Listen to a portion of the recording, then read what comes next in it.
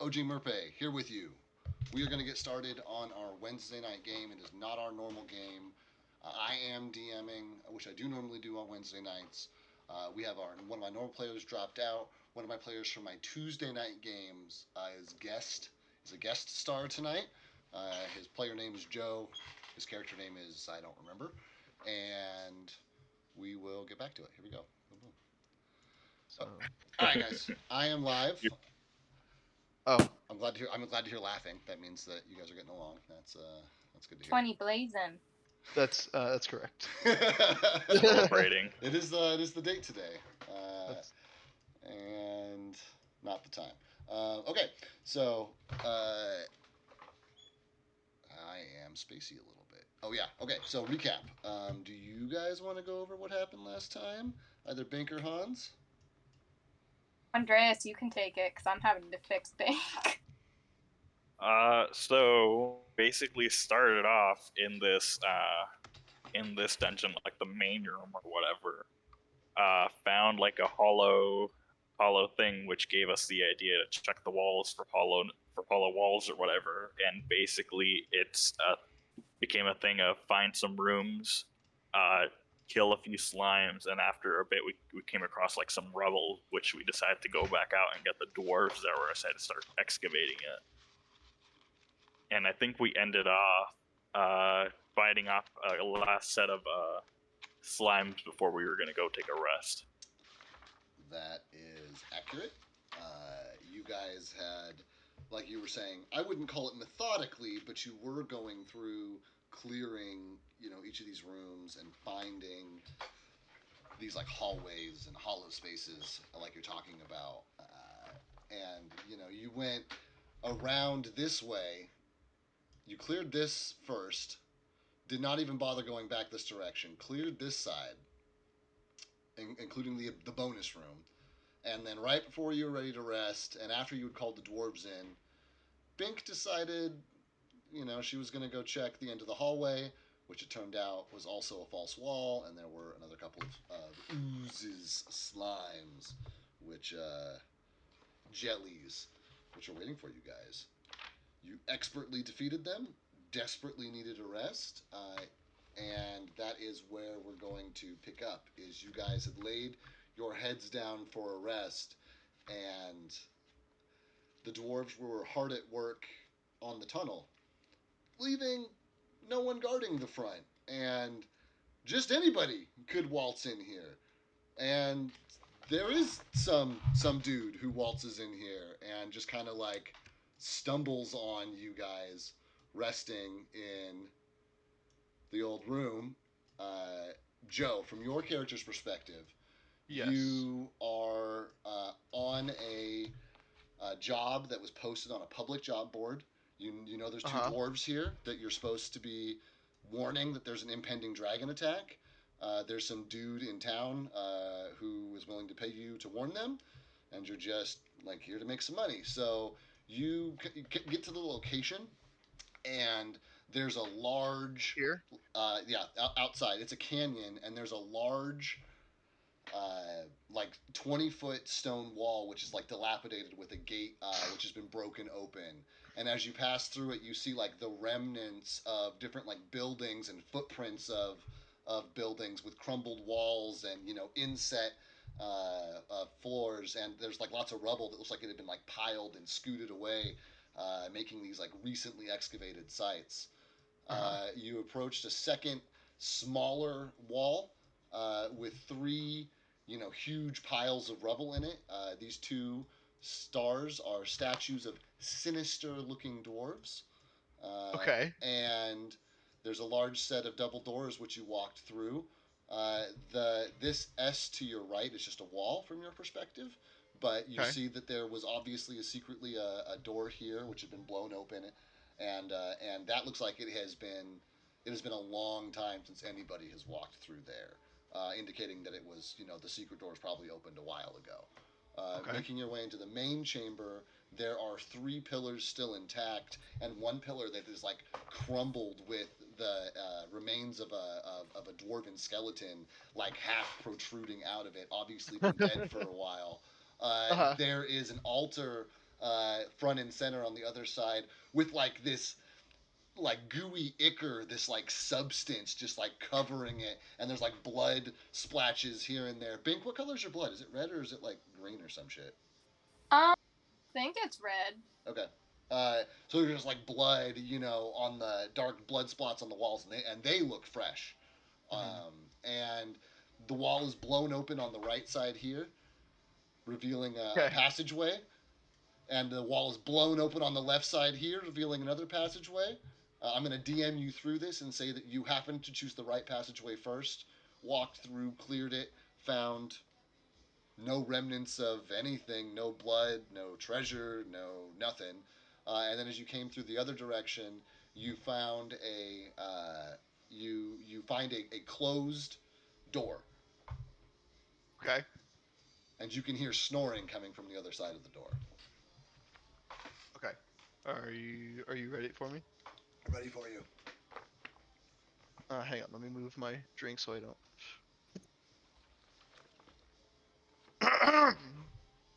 Hello? Is anybody in there?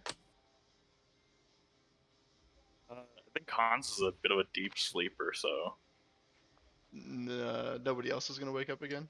Bink? I I'm kind of gonna- assume Bink is probably gonna wake up. Roll me a perception check, please, Bink. Okay. Joe, you can either do home rolling with your home die, or in the upper left-hand corner, there's like a little. I saw like the half tray. Square tray. Yeah, okay. Yeah. So you can do Okay. whichever you like. 6 plus 1, 2, 3, 4, 5, 6, 7, 8, 14. 14. Everybody else rolls at home for whatever it's worth. 14 is enough to wake you for sure. As you hear this voice coming from the other side of the door. Hello? Anybody there? Bink is going to punch Hans in the gut. Effectively wake him waking up. him Okay. up.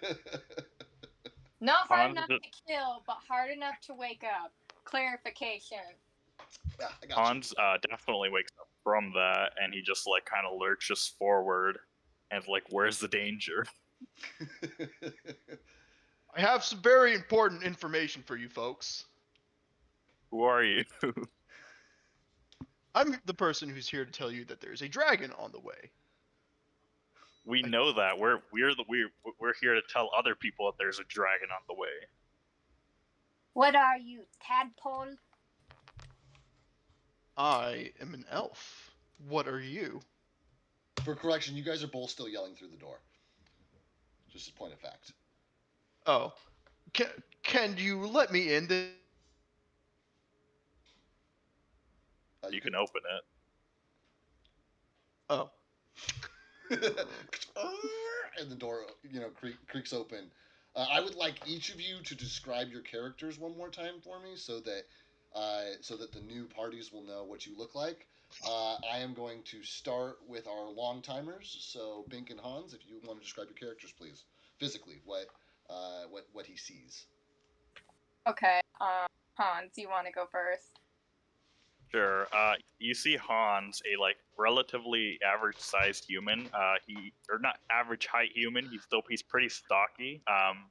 You can tell that there was a beard there, but recently speaking, it looks like something might have like burned it off. In general, he's wearing like a leather with like some metal bits, like metal pauldrons, and a helmet. Okay. And What? you mainly, sorry, that's it. No, That's I it. thought you were done. Yeah, it's done. No, go ahead. Yeah, that's it. You sure? Yes. Okay. You see Bink, who is basically like she's in like the 1 foot, kind of 1.5 to 2 foot range. Blue frog. Okay. She's a grizzly, and basically think like the poison dart frogs, the ones that are blue with little black spots. Yeah. You're seeing that with like little kind of scraps of like cloth, like a loincloth and a kind of the equivalent of a shirt. Oh, And probably cool. like some like bow necklaces and like 2 daggers that are very clearly made out of some type of bone. You don't know what, but just standing there on the ready. All 2 feet of her standing there on the ready. All 2 foot. Uh, Shame you. and then if our new character would describe who he is, he probably needs to introduce his name at some point. And my name is Don Lonson. I changed my mind. You can bring your token in. I just wanted Thank to you. save it for the name. Oh, I see. Thank you. Yeah. Okay. Whoa, that is the wrong token. Yeah, and the picture is fairly accurate to what you actually see, except you also see me in a bit of like an explorer's outfit, and like instead of the hair, I have a hat on. What kind of like hat? Like an explorer's kind of adventurer, full brimmed hat goes around me. And I have a longbow on my back, along with some arrows. And obviously, I'm not too disheveled because I just arrived. There you go. Okay. So now you guys are back in your moment with Dawn. Dawn, I'm gonna name you Dawn. With Dawn standing before Bink and Hans, each Dawn just saying like, "I'm here to tell you guys about the dragon," and you guys responding, "No, we're here to tell them about the dragon." And I'm gonna look at Bink and what are you supposed to be? Bink is gonna look at Hans, point, and go, "Racist." Can I do a knowledge nature? To know like if you've seen one of these before? Correct. Yeah, go for it. That is a 15. You know that frog people are a thing. You know that they like sound different than people do because of the anatomy of how their bodies are put together. They sound inherently a little different than humans do. But like as far as like culture, colors, Nothing. variety, nada.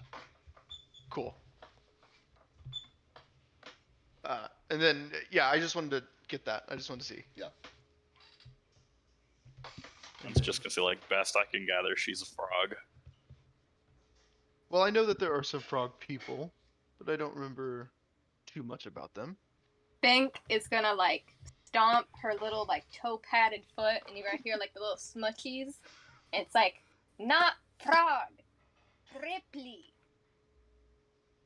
Is there a difference? She's gonna use the tongue thing and smack him in the face. Ooh. Agile tongue, 10-foot tongue, shirt to the face. So it doesn't have a lot of like veracity. It doesn't like hurt per se. Maybe a little sting, but like Dawn barely has a chance to blink. But blink before Bink, in the blink of an eye, like flips her mouth open just enough for her tongue to wow and just and come back. I'm gonna crinkle my nose so my mustache moves side to side. And so about this dragon.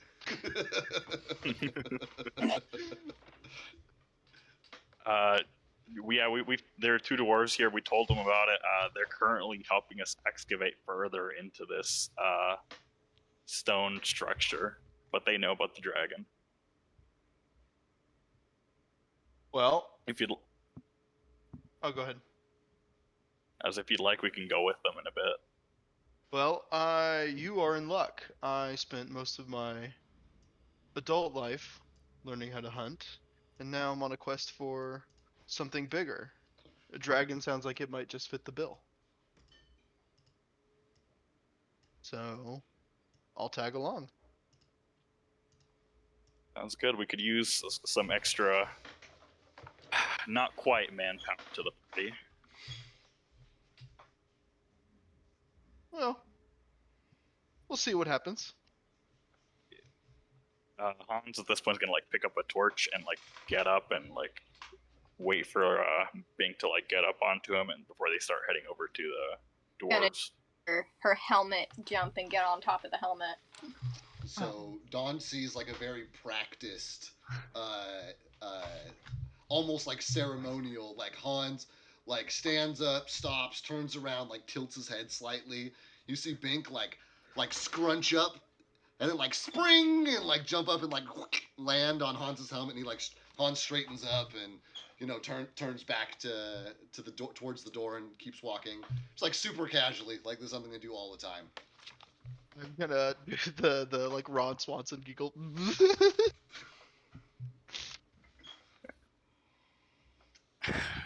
Hans just That's turns so just cool. like say, "Oh, You break a character there. You're just in awe of the.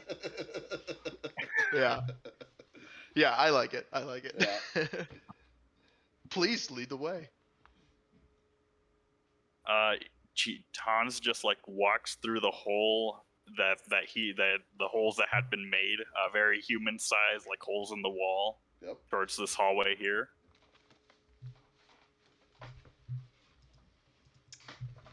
I'll follow them. And then as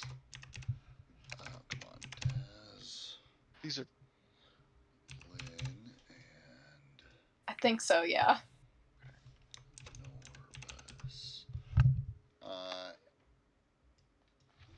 And the dwarves, Dazzlin and Norbus, who Hans and Bink have met before, are, like trudging through, working their way through this gravel, and you can see through the open door, well, I guess that's not the right term, through the opening where the door once was into this room, you can see that it's been stacked high with rubble, and Hans and Bink, who have seen that room before, can tell that it has obviously shrunk in size as a bunch of this rubble has been displaced. Dawn, pokes his head around and sees two dwarves that are like filthy, covered in like dirt and soot. They look tired, breathing heavy, and they see the three of you walk through the door, and they say, "Oh, finally!" And the other one turns around and looks at Hans, makes eye contact with you, Dawn, turns back to Hans and Bink and says, "Oh, you brought help. You found more hands." I'm happy to be of assistance.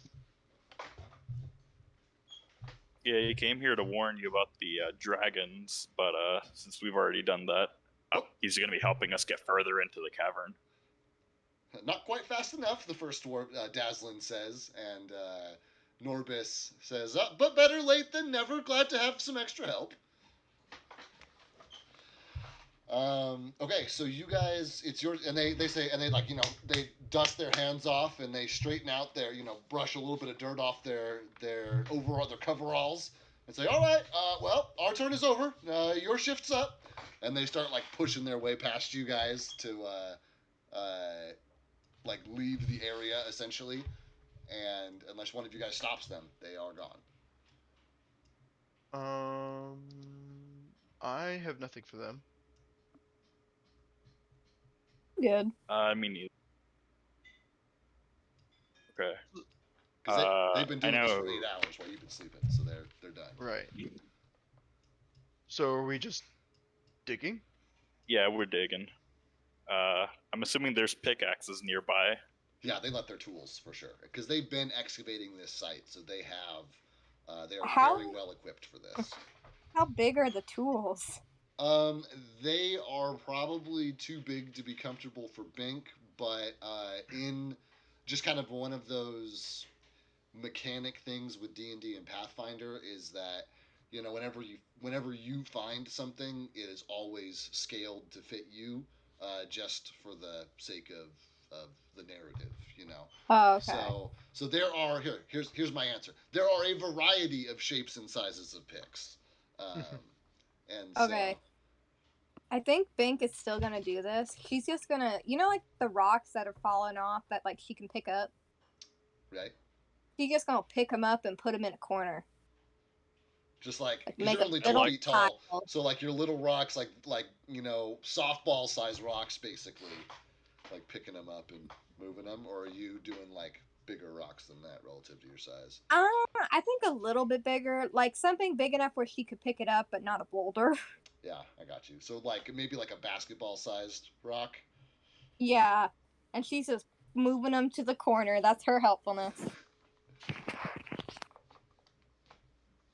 Sweet. Okay. I like to think that there's 2 pickaxes and then just a perfectly sized scaled down one for Bink just on the side for no reason. It was for the dwarven toddlers. Gotta start working them young. Mm-hmm. It says like what is it? Pathfinder. It says like what the Little People brand of toys. It's basically that stamped on it. Okay. Okay, so Bink is working. Hans and Don are just watching her work as of now. So, are we digging or are we moving? Rock. Are we trying to? What are we trying to do here? I think definitely going to be digging because it's basically a collapsed hallway. It's what the gray right here is. It's a collapsed hallway. So if we want to like basically break down the rocks to Bink's size, she can help move them away. Perfect. I'll grab a pickaxe and start swinging away at the best spot that. Yeah, Han's gonna do the same and basically take off like his leather chestplate armor. So he's just like wearing like a long white shirt or whatever. Right. While he's doing this. Dawn, you gonna do this in armor, or are you gonna do this? Actually, I'm wearing leather armor. That's right. I'll take that off. Okay. Yeah. Then I would like each of you to roll me an athletics check, please. Athletics check dice. I don't think I have that. Where's my d20? There it is. 12. Okay. Let me get that thing character sheet. Is there an athletics skill or is it acrobatics in Pathfinder? I have acrobatics. That's Yeah, jumping. Pathfinder, it's acrobatics. Okay, excuse me. Acrobatics check then. Add that to your 12, Joe. 9. 9. Oh no. No. Subtracted it Is this with the armor on or off? off? A 12. Plus your athletics or plus your acrobatics? I'm sorry. It's with the armor off, it's 12. Okay. Wait, 15. no, that's not right. Okay. With the No, armor off plus the acrobatics. It's still a 9. Okay, sounds great. Hans. 15. Sounds great. 15 is better. So you guys work for what is basically a whole shift, the three of you in tandem, with Hans and Don breaking stuff down, Bink hauling it across.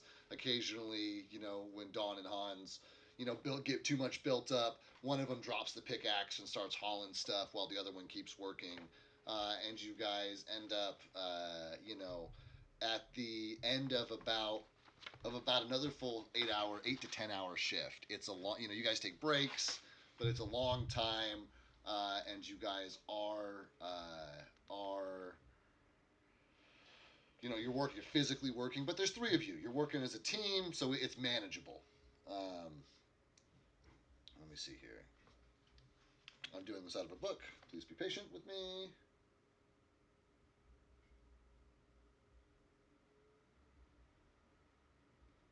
Okay. Is Hans supposed to be Escanor? Is your icon Escanor from the Seven Deadly Sins?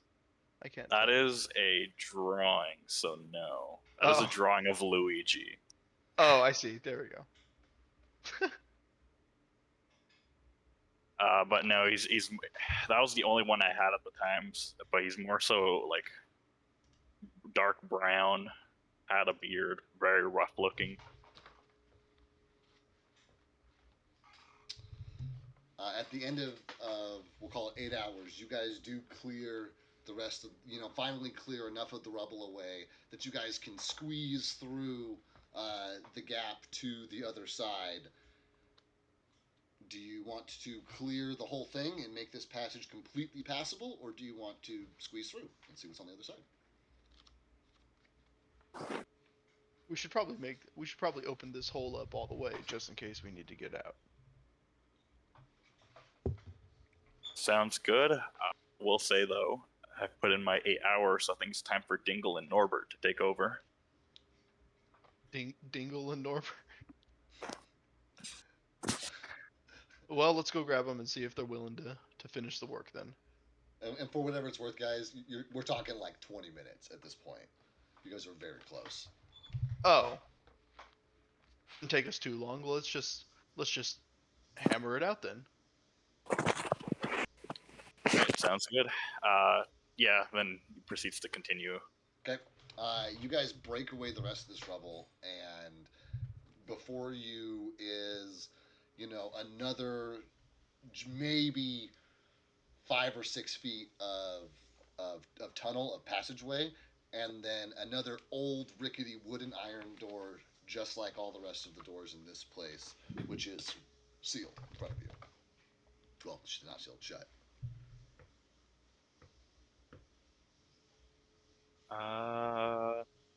Let's see. How How are we feeling? Do we want to break open this door? Well, I know I can't break open that door. Bink is gonna start like kind of clapping her hands. Can you pick the door? We can try. You're saying kick it or pick? Pick it. Pick? P? Pick the door. Yeah. Can we pick the lock? Hans gonna say it like, because he is a barbarian. I can't pick the lock, but I can attempt to pick apart the door. As he like starts backing up to like going to attempt to sprint at it and like bust it open. Uh-huh. That will put Dawn potentially in the way. Dawn? Am I in the way of the door? Where are we? It's only a 5-foot wide passageway, so I've now opened the rest of the door. So this is just a hallway. It's a 5-foot wide hallway. So you're, right. You guys have cleared away the rubble. So in theory, you guys are standing, side by side, like pretty close together in working order. And Binks, running back and forth back here. But you cleared it all out, so you can see this door now. And Hans is making this comment as he's backing up. Oh, like, no, well then I'll back out of the way then. Okay, I wanted to give you that chance so he doesn't get barreled or like it if you wanted to do something else. Don't pull a Kool-Aid on people we don't know. Yeah. It wouldn't have been okay. Bad. I would have taken care of you guys. It's fine. Okay. Hans is gonna basically back up for a sprint and then attempt to sprint at the door to bust it open. Sounds good. And you have done this before. This is door number, I think 3 or 4. Yeah. So go ahead and give me that strength check with advantage. Nice. Let me get the dice out. Getting familiar with this. And you guys made it a point to clear the whole passageway out, so it's not, there's not a rubble and shit in the way. Let's see. 12 plus strength? Yep. 15. That is enough for, on the first attempt, Hans, it's a shoulder bash is what you're doing, basically? Yes, yeah. Hans, you guys hear, like, as the door resists and creaks and screeches, after there's that high sounds of the metal and the wood buckling, but then the low sounds of the thump of Hans' shoulder making contact with the door as it rips open, and you guys are presented with like a large room, probably about 20 feet by 20 feet. But until you walk into the room, I can tell you no more. I'm gonna say, holy shit, that's impressive, son. Thank you. As he like dusts off his shoulder. Definitely gonna get back his armor and start putting that on. Yeah. And like wait for Bink to like hop back on before they go in. Bink's gonna hop on. Okay. I'll get ready and then head into the room as well. So 10 minutes later, you guys are back at the door. The three of you walk in to the chamber, and you see that this room is a large, like I said, about 20 foot by 20 foot area. There's an alcove in the south wall, which holds the rubble of a shattered statue, and an alcove, and that's here, and an alcove in the north wall, which which is a statue of a dwarf with horns, staring greedily into a gem in his hands. Hmm. Almost drooling. Um, and then that gem is a iridescent, glowing green gem. Otherwise, the room is empty. To take a bathroom break real bad. I'll be right back. That's right. I think there's some talking that needs to happen right now, Okay. anyway. So, Well, that looks mighty expensive. Let's see. I think This I works out can. great because I don't remember much of what the dwarves said. But the dwarves, they said that there was some treasure that they were looking for, so I'm assuming that's probably what it is. Can I do an appraise check? I don't have a super high appraise though. yeah, give it a brace check. A 9. You would put the value of this gem in the thousands. That's a few thousand gold right there, quite easily. What were the dwarves looking for it for? I do not remember. Let's see. Knowledge check to remember what the dwarf said. Yeah, go for it. Okay. It's wisdom. Wisdom.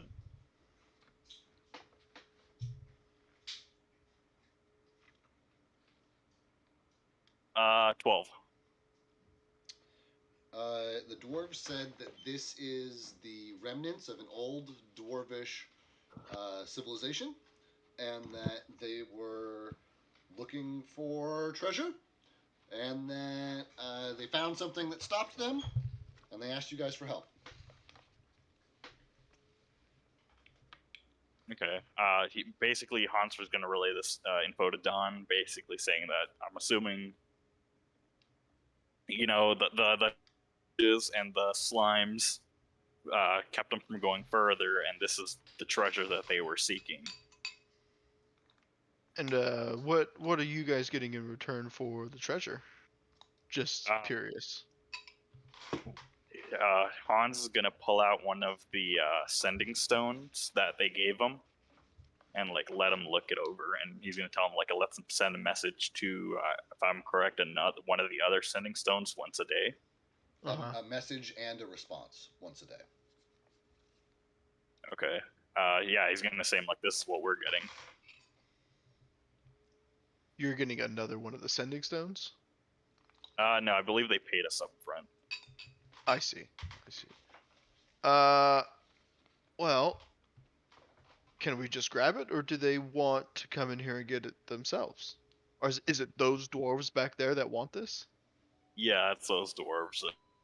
There weren't any others whenever we were coming. Well, I see no reason why they can't come and take it themselves. All right. What's up? No, that's fine. I was just gonna say, if you want, we can go back, wake them up, let them know we got to the what I'm assuming what this treasure they were looking for. All right, they are still sleeping, aren't they? Yeah, they should be waking up about now. We've been working for several hours. Well, let's go give them a wake then, and let them know their emeralds in here. Cool. Before you guys actually do anything, I want to wait for Jennifer to come back to make sure she doesn't have some other course of action she wants to pitch during this conversation. And what did you say what was over here, David? I'm sorry. This down here? You said it was another thing like this. It is obvious. Well, hold on. It is the rubble of a shattered statue. Can I do a perception check in the rubble to see if any of it looks similar to the statue over here? Yeah. Not very high. That is an 11. You are able to discern that okay, so everything that is dwarven made, that is made out of stone, that is made in a home, a building, anything built into a mountain, it is like a point of pride with dwarves that they don't carve the statue somewhere else and then bring it here and install it. They carve around the statue, and you build the room by carving the room. By carving out two statues and then carving the room out around it. So it's all like every wall, pillar, statue is all a continuation of the mountain. So you know that it's made out of the same material, and you can see like the bottom of the base where it is still connected to the mountain. I'm sorry. I meant, does it look anything similar to the other statue, as in like the form of the statue? You know, does it look like the other dwarf and everything like that? Yeah, I mean it's shattered. You pick out you pick out a couple of pieces, but the pieces you pick out are stuff that are like flat surfaces that look like they were maybe part of like a garment. You're able to find an intact piece that looks like it's maybe a finger, but you can't. But there's no way to tell if like what the statue It's indiscernible looks like. then. Right? Yeah. Yeah, got it. For what it's worth, Jennifer says that Bink says to please. You cut out, Andres. Bink, for what it's worth, got a response, and Bink says, "Do not touch the gem." Okay. If it is on an evil-looking statue. Yeah, I had no plans of touching that thing. No. Anything scary, Hans is gonna not touch.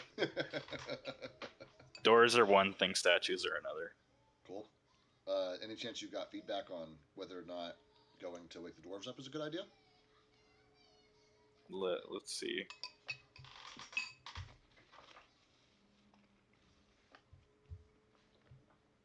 Because if she can greenlight that, I'll move you guys to that conversation with them, and then we'll hold there to have her have some input in that conversation. But this is an internal one that's just you guys, so as long as she'll greenlight it, then. Waiting for that. I'm gonna get some chips and salsa. Sounds great. I'm eating my dinner right now myself. Ooh, what you having? Pasta and sausage. Ooh. Nice. Yeah, it's good. Text bubbles going.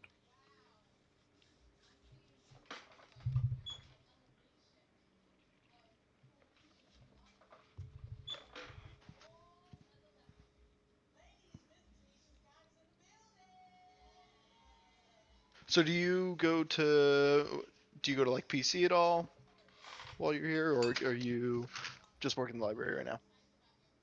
I go to COS. Oh yeah. Jennifer, Okay. Yeah, Jennifer. She goes to PC. Are you gonna be transferring anytime soon? Or do you not want to transfer? Different program. Yeah, I'm doing a certificate for electrician stuff. Okay. Gonna be like a journeyman then? That's the plan. I see. So, sorry. No, that's what my grandpa used to do. He was an electrician for a while. Grandpa Joe? For a very long time. Nice. Would a dungeon knowledge reveal anything about the stone, is what Jennifer's asking. Would dungeon knowledge reveal what? Anything about the stone? Yeah.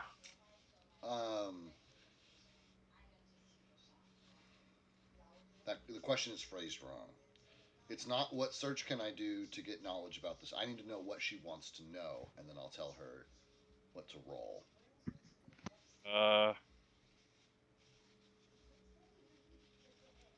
If she wants, yeah.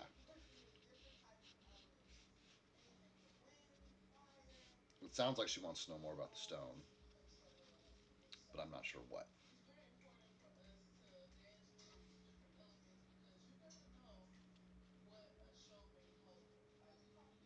I'm asking. This is basically like what is it, like the text, or not text, but like the post DMing or like post D&D, where you just post what you want to do. Yeah, it's basically how Jennifer's playing right now, but through an intermediary.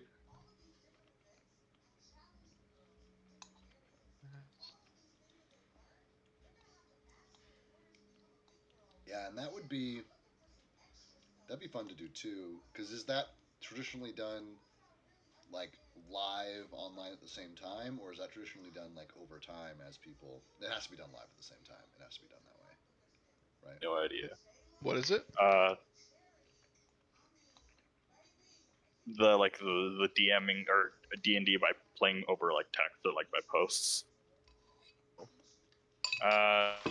She wants to know info on the statue that the gemstone is on. Um,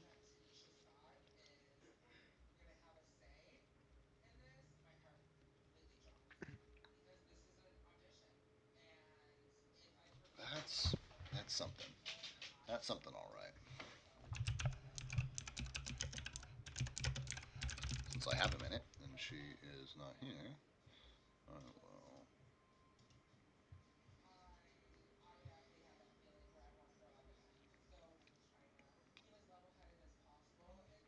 Yeah, that's dungeoneering check. So yes, absolutely. If she wants to know more about the uh, the stone statue with the gem in it specifically, that's dungeoneering.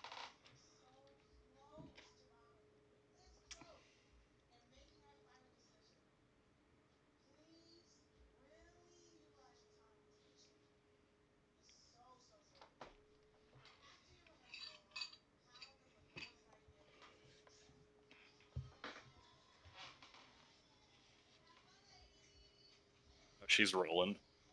She's really, I'm assuming it's like the Google Dice rolls. yeah.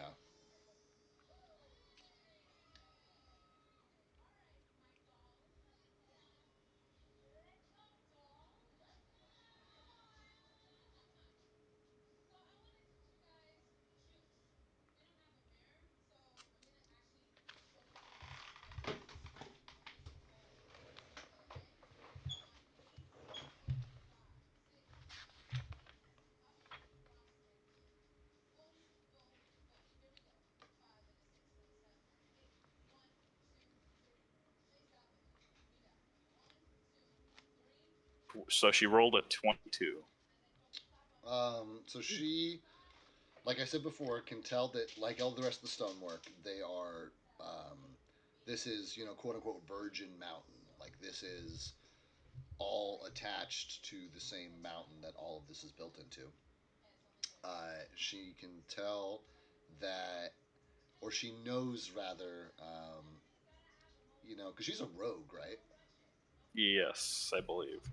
She knows that, like, this is that statues in, underground statues in dungeons are common, and that statues with like gemstones incorporated are also relatively common, um,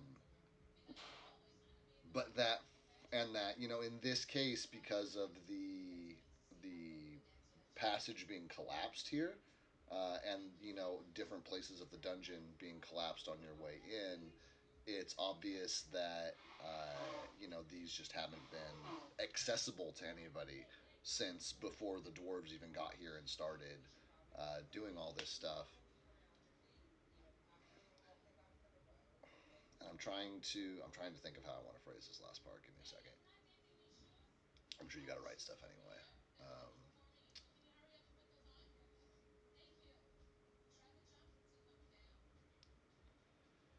she also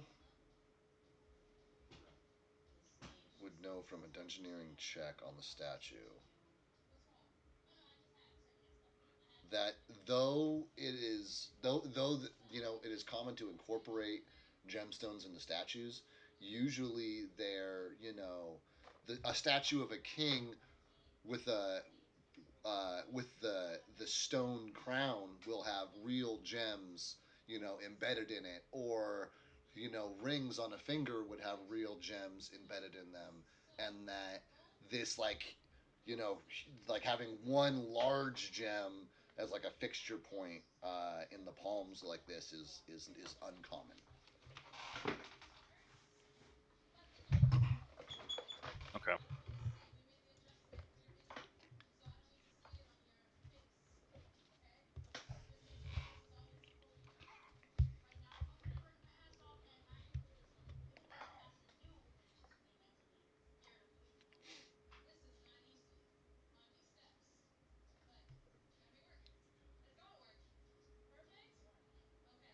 Uh, don't think that'll change your guys' interactions before you go talk to Dazzlin and Norbis. But I guess that is up to Jennifer.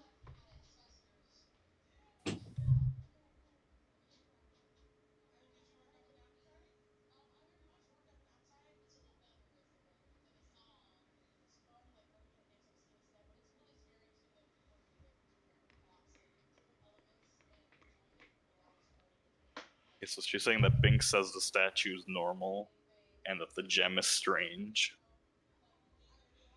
And then, yeah, because she hasn't really had a chance to roleplay too much, I just want Joe, Dawn to know that Bink has a tendency to speak shortly in like very short sentences. So that's like on par for the course. It'd be like a croaky short, like statue normal, Got it. Got gem odd. It'd be, and that's kind of the vernacular that Bink speaks with. I see. And question dwarves. Question dwarves. Okay, so that's presumably Bink That's a yes telling you to guys go. to go question the dwarves. Sweet. Yeah. Okay. So you guys can make your way down the passageway. No big deal. They are like conked out, sleeping still. They were working hard, and even though it's a lot of hours later, they're still sleeping pretty deep.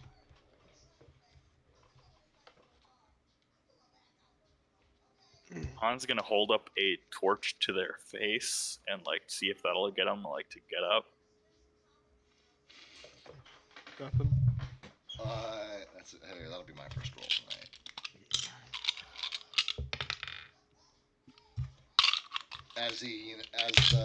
With Dazzlin and Orbis. Who you holding the torch Which? to? Dazzlin. Dazzlin. Yeah, what? Yeah, get that thing out of my face! What?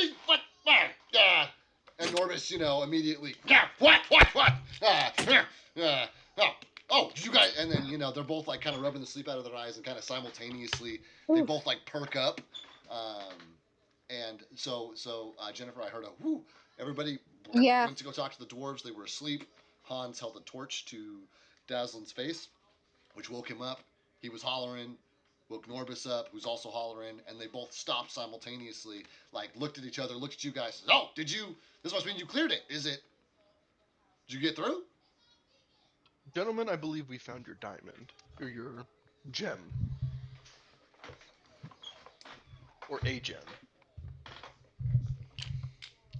It was on this evil-looking statue, so by any chance, do you guys know anything about that?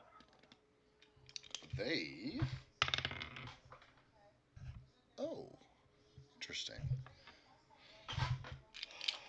They say, well, of course this is on an evil-looking statue. We're in a temple to Asgard, the evil dwarven god. What else? Everything looks evil. Didn't you see the statues on the way in? Where do you think you are? Can Bink do like a sense motive check on them? Yeah, go for it. Okay. Sorry it took so long. It was not good. That's all right. We're glad you made it through in one piece. Oh, yeah, no, I had a moment where it was like, I'm gonna pass out on this toilet, and I'm gonna have to call Andreas and be like, tell Dave I'm dying, and that I'll be back in 20 minutes. Okay, sense motive, 7, plus 12, 1, 2, 3, 4, 5, 6, 7. Yeah, wait. Yeah, 18. Wait, no. 19. 19. Okay, that's why. It feels like he means what he's saying. That, because you do remember there were two statues outside that also looked kind of sinister. And that big room you were in had something that looks like an altar in it, and that tracks. Bink's just gonna... I'm assuming she's still on Han's helmet. Unless you tell me otherwise, I'm going to always assume you're on Han's helmet. Yeah, so she's just gonna nod. Han's just gonna say, like, I don't think you understand. It's a really evil-looking statue.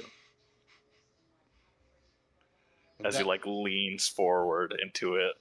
And Dazzlin, slipping on his boots and lacing them up. Superstition!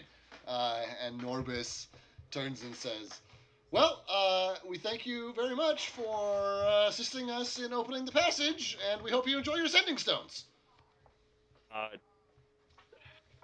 Like clear his throat and like nod over to nod his head at them over to Dawn.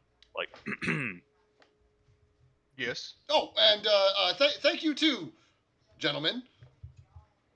You're welcome. My name's Don. You can call me Don. I'm Norbis, and this is Dazzlin. And Dazzlin, Hello. waves and says, "If they sell those sending stones, make sure you get a cut of it." And they get up and they just try to walk past you guys. You can absolutely follow them, but they are very interested. They are obviously very interested in seeing what was on the other side of the passage. Are I'm they curious also to see what wearing happens helmets? What's that? Are they also wearing helmets? Yeah, but not protective helmets, like excavator helmets. They have like a little candle holder on them, on the front, where they light a candle for light. Bink is going to jump on one of their helmets. He rolls a reflex save, and it's not very fast. And so Norbis, who is the one behind Dazzlin, which would be the closest one for you to jump, as you, before he disappears through the hole, you jump and he feels the contact clunk, and he's like, "What do you get off of there?" And he starts swatting at you. Bink is just kind of holding on like when they do with the rodeo bulls, and it's just like, lead, way. I offer no free. He takes off his helmet and is turns it around so that you're facing him on the helmet in his hands. Says, "I offer free rides to no one. Go get on your taxi." And he turns the helmet upside down and starts shaking it. Well, Bink that's is, going. Oh, go ahead. can Bink do? I don't know. You know how frogs kind of stick to things? Can she just crawl back on to be able to jump back to Han? Oh, I'm sorry, you cut out a little bit. What do you ultimately want to do? Try to jump back to Hans. Roll me an acrobatics check, and Okay. then Dawn, you had something. Yeah, while that's going on, I want to lean into Hans. Does she do that often? not to other people. Not to other people. 27 for acrobatics. Yeah, that's enough to successfully jump from, to make an almost impossible jump from an upside down crookedy position. You kind of creep around to the side of the helmet and springboard off the side and fly through the air, and you don't land immediately on top of Han's helmet like normal. You might land closer to the side. Maybe one of your toes is still on Han's face. Not quite as clean of a landing, but you can pop your toe off his face there and climb onto the helmet. No big deal. And she's on. And she's on. So you guys are you guys following them? Well, how curious are we as to what's going to happen to them when they grab that That's diamond? what I want to know. I feel Yeah. like we're about to see some Indiana Jones. You take the thing, you don't put the baggie in, and they die. Who's Indiana Jones? Oh no, I'm just talking as a regular person. I thought we were just voting? You're having a conversation in Don's in character, which Yeah. I applaud him Sorry. for. Fink's gonna just be like, yeah. Gentlemen, can we follow you? They're To already see gone. what this. If you move quickly, you just hear faintly, "If you move quickly," coming from the passage. I'm gonna look at Hans and extend my arm out in the direction that they walked. Hans and Bink. Yeah, Han's gonna do it, and he's kind of brushing past him. He's gonna break some more bricks off the wall here as he busts through, just casually breaks off some bricks off the wall with his shoulder. Just boom. How big is Hans? He's I want to say maybe 6 foot and really stocky. Okay. Hans, roll me a D8, please. I guess we are in a dwarf cavern too, D8. Let's get that roll. or dungeon. Oh, that's the wrong one. A 5. That's pretty substantial. As that, shoulder bash, Hans is able to do like a quick count and see like 5 bricks flying through the air as they, land in scattered mess. One of them breaks in half on impact with the ground. Jesus Christ. I'm gonna look at the rocks and my eyes are gonna get real big. Then I'm just gonna keep following.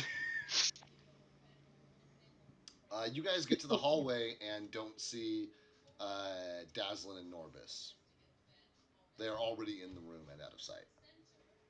Okay, basically just continue it after him then.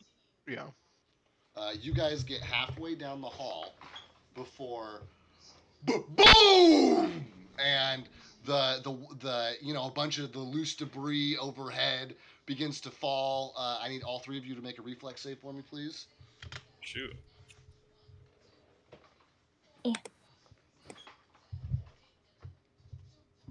Bink, I need you to make it at disadvantage, actually. No, 13. Okay, disadvantage just means Lowest, you roll right? twice and take lower, yeah. 18. Okay. And that's only because in you total, you have very little time to react riding on top of that helmet. You're very close yeah. to the top I had the reflex under fortitude, right? Yeah. Okay. 19. Solid. Don? 12. Hans? 18. No, 13. Sorry, I'm 13.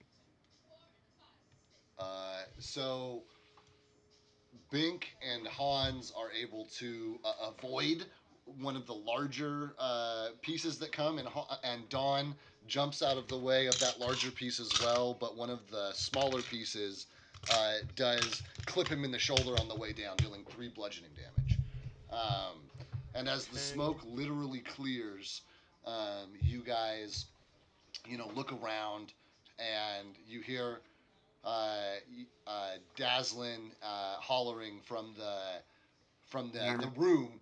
Oh God!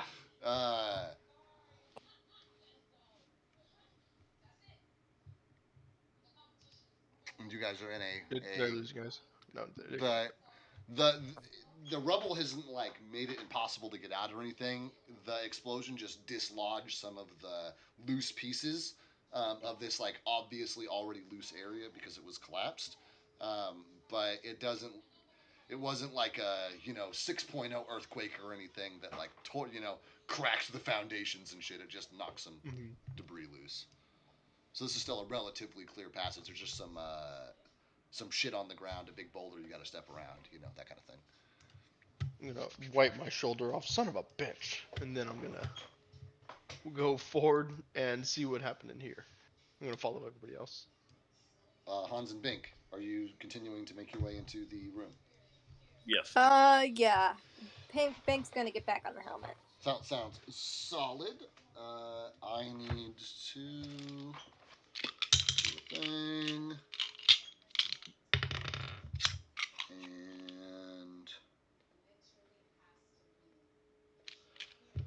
you guys make your way into this chamber, and who did I say was calling out earlier? Norbin or Dazzlin? Dazzlin, I think. That sounds right. Yeah. Okay. So you walk in and you see Dazzlin badly wounded, and Norbis badly wounded as well. In place of where the statue was with the gem in it is a pile of rubble that looks suspiciously like the pile of rubble on the south end. I knew it. At this point, they are identical piles of rubble. Norbis is unconscious. Dazzlin is badly wounded.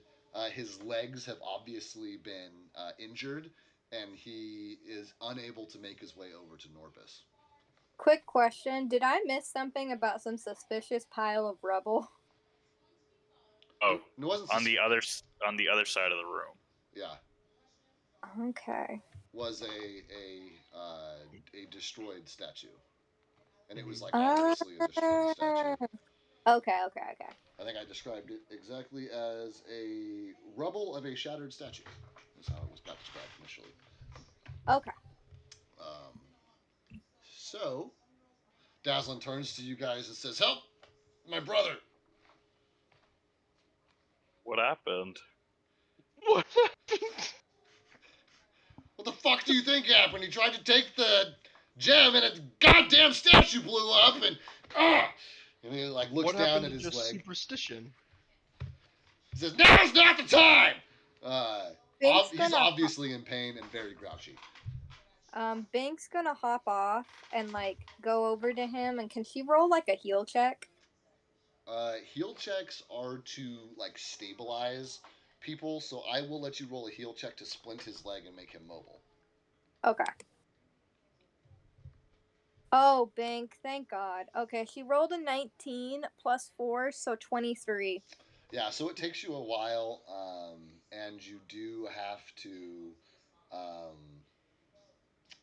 you have to make do with some of the materials you can find. You find a couple of the like pieces of stone that are still intact to like use on either side as braces that use, and you have to sacrifice a section of your own rope to like tie around and make the splint itself for Dazzlin. But you're able to get him mobile, and with the help of with the help of either Hans or Don, he is able to like lean most of his weight on you and limp his way out of here. Is he the one I jumped? Yeah, he is. Yeah, okay. Go ahead. Turning to Dawn, Han's gonna ask, like, do you have any healing potions or anything? I have potions. I can check on Norbus. So I'm gonna check on him. So he is unconscious, correct? Correct. And bleeding. So I can, and bleeding. So I can do a heal check on him to stabilize him. That is correct. Okay. And actually, if he's bleeding, I'd probably try and stop. That's all. It's all one and the same. That's what Oh, the one heal and the check same. is Got it. for. Got it.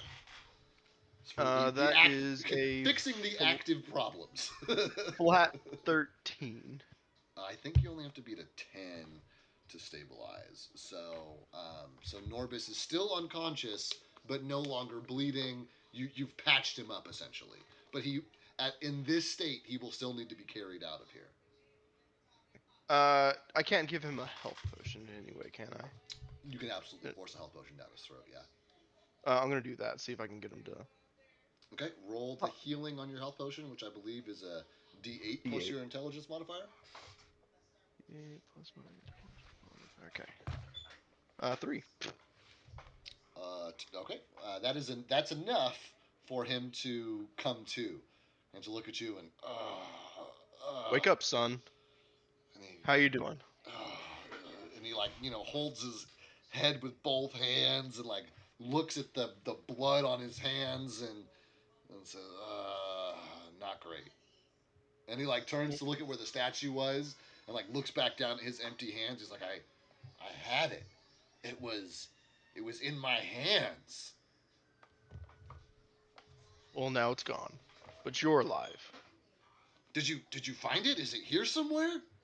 We found you, and I'm gonna point to everybody else. I think this Han's gonna like look around for the gemstone if he can see it. Roll the check where you look for things. Starts with a P. Perception. Perception? Check. There you go. That's the one. That's the 16. one. You see distinct green slivers, and like an iridescent green, almost powder, in some of the dust that's clearing, and but you don't see the gemstone. I think your gemstone has been equally distributed around the room. And you see Norbus sigh, incredibly defeated, and he slouches down, and his head holds down, and he says, "Then this was all for nothing." Well, it could be worse. You could be dead. Or a puppet of some ancient evil. I suppose that is a pretty worst case scenario too. Andreas is going to make a great DM one day. But Dazzlin, is like leaning against the wall right now, and he's like made his way over to Norbis and like helped Norbis to his feet. And fortunately, Norbis's legs work appropriately, and so Norbis works from the waist down, Dazzlin works from the waist up, but Dazzlin can lean on Norbis, and Norbis can, and the two of them can kind of like stumble shakily together. And they say, we should probably. I don't think we have anything else. I don't want to be in this fucking mountain anymore. Well, let's get you home. Wherever home is. Hans kind of starts leading the way, clearing like any rubble that's in their path, so they can actually like walk out of here. Right. Cool. And as of now, the only path out is here. Once again, I'm assuming Bink has jumped on that helmet. Yeah. I don't think who can't walk very well right now. Norbis or Dazzlin? No, Dazzlin is splinted. Norbis is Norbis not can very walk. solid, but you gave him a healing potion, so he's at least able to walk. Dazzlin was injured. I'll assist Dazzlin on our way out. Okay, cool. Which allows Norbis to, under no longer bearing the weight of his brother, he can make his way much more comfortably out. Yeah. And is there anything you guys want to stop, look at, anything in the temple area itself as you're walking out the door, or are you just gonna leave? Don does not care about anything in here because he's just got here. Considering we just had an exploding gemstone, Hans doesn't. Yeah. Okay. He's gonna be out.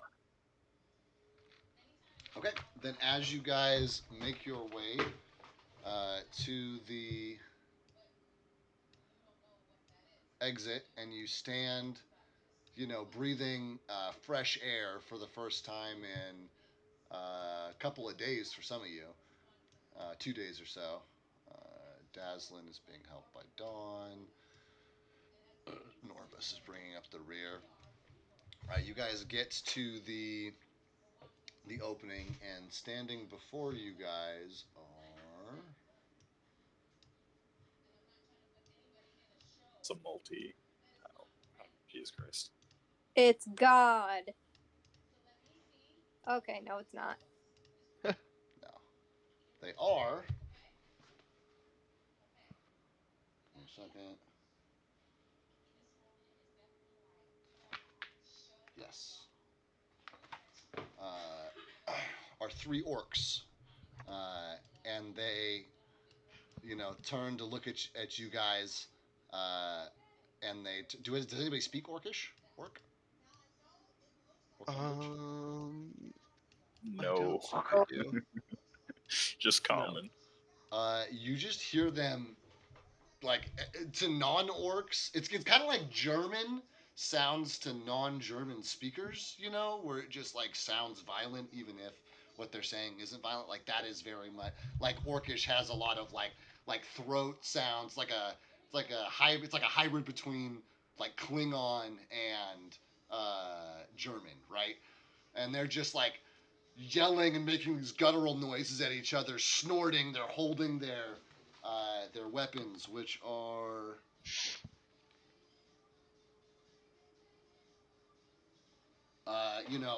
like these gnarly looking hand axes. One of them's got two of them have javelins sticking out the back of them, and they turn and look at you guys and start howling and charge you. Roll initiative, please, guys. Should not know. Dang. Okay. I'm glad that I'm not on the toilet for this. Initiative is D10, D20. D20 plus your initiative. Oh, and I need to find a notebook. 11. Okay, gotta get my high tech combat tracking system. Hold on. Hold your numbers, guys. Hold your numbers. I'm not ready for them yet. Hans, Bank, Dawn, orcs. Okay. Hans, what'd you get? 11. Bink, what'd you get? 16. Dawn, what'd you get? 15. I don't know what the orcs got. I haven't rolled for them yet.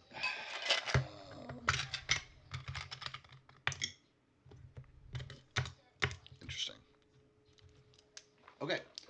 So, Dazzlin and Norbis look at each other and look at you guys and say, I don't think we're in any kind of fighting condition. I think you guys are on your own, but we believe in you. And, Dazzlin, separates himself from Dawn and, throws himself on Norbis. And the two of them just kind of, Homer Simpson meme style, kind of limp backwards back into the chamber and out of sight. Cards!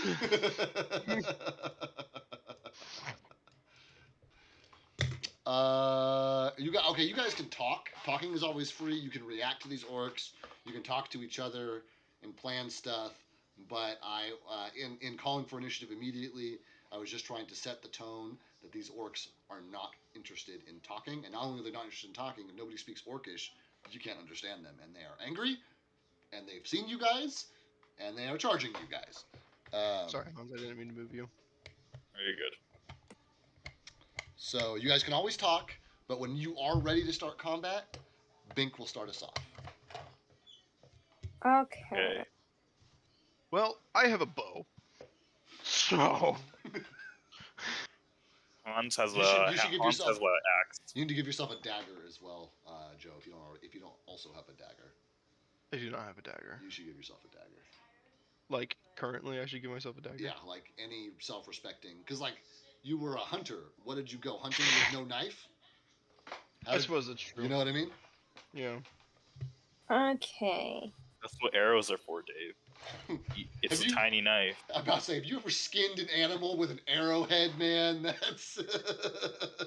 Oh, Andreas.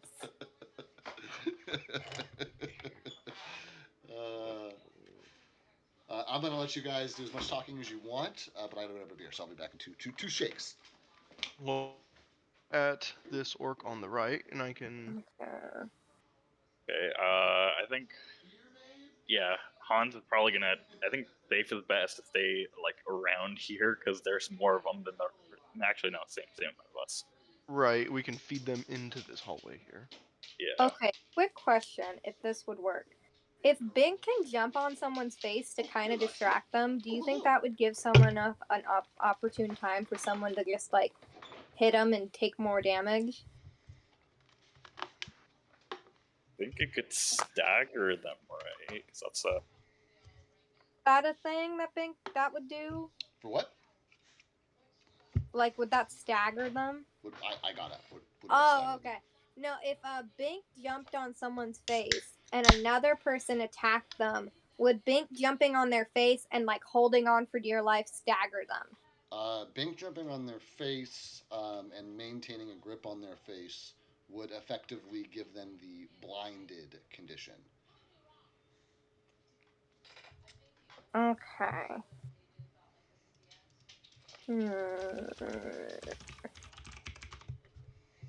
I think we should tunnel.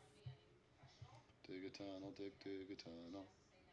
Dig a tunnel, dig a tunnel. What do you mean tunnel? What you guys were talking about. Back into the Alley back left. into the tunnel, funnel them here. Perfect, Yeah. let's do that then. Or keep them here. Okay. Okay. So Bink is partial starting us cover off. here. Bink is starting us off. Okay. Shit. Well, Bink is on the helmet, so she's gonna activate her poison skin. Okay. And start wiping it on her dagger. I think we established it's a full round to generate your poison, right? Oh, yeah, it is. Hold on, let me check. Let me double check.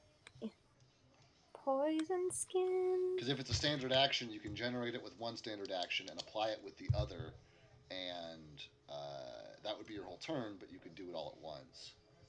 Yeah, let me check. Okay, toxic skin. I gotta find it. It's at the bottom. That's where it went. Okay.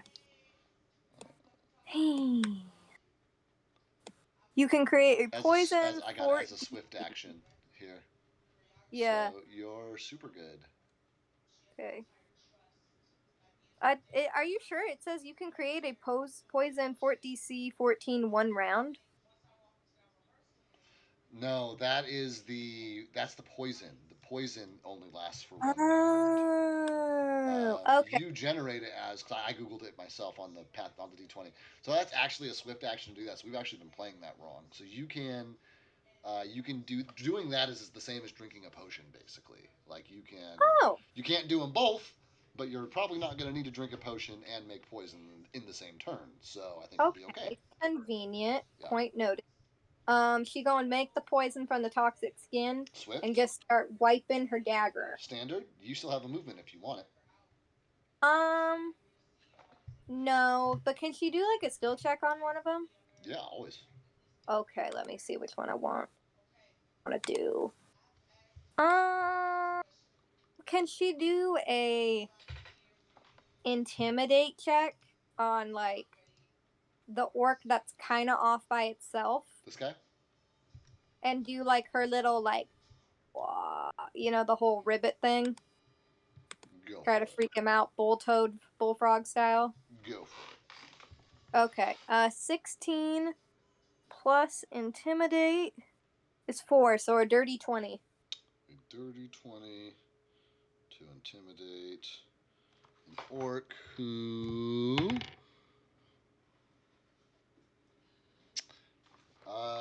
does not seem to be affected by your croaking.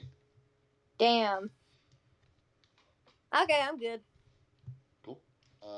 Brings us to Me or bad guys? Dawn. Yes, my bow is no longer showing on my character sheet. Oh, there it is. Got it. Perfect. Okay. Yeah, I'm gonna do a full round attack on Mr. Orc over here. you can hold your right click and it'll make a little floaty. Oh, there you go. Yeah, okay. That one. Full round. So that's 2 attacks for you. Is that right?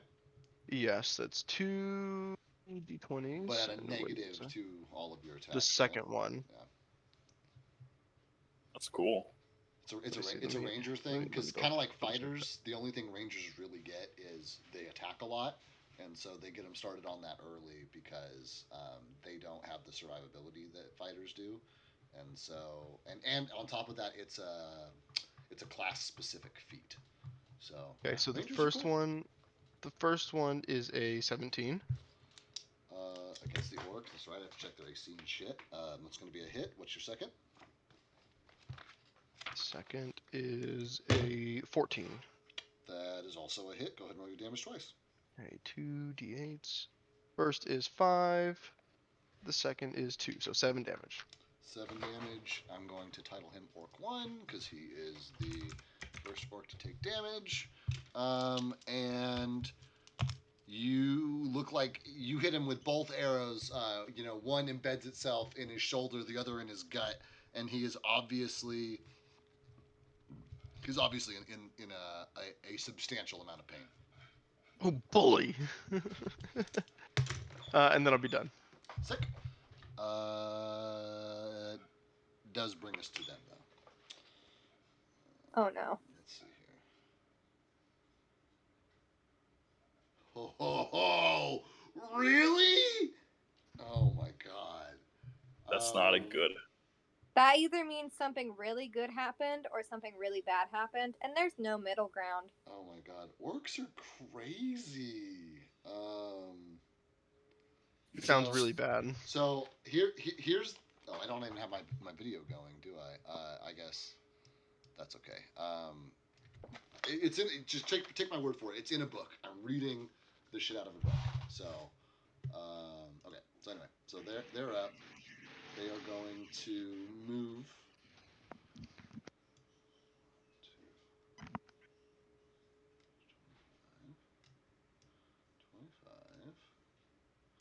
25.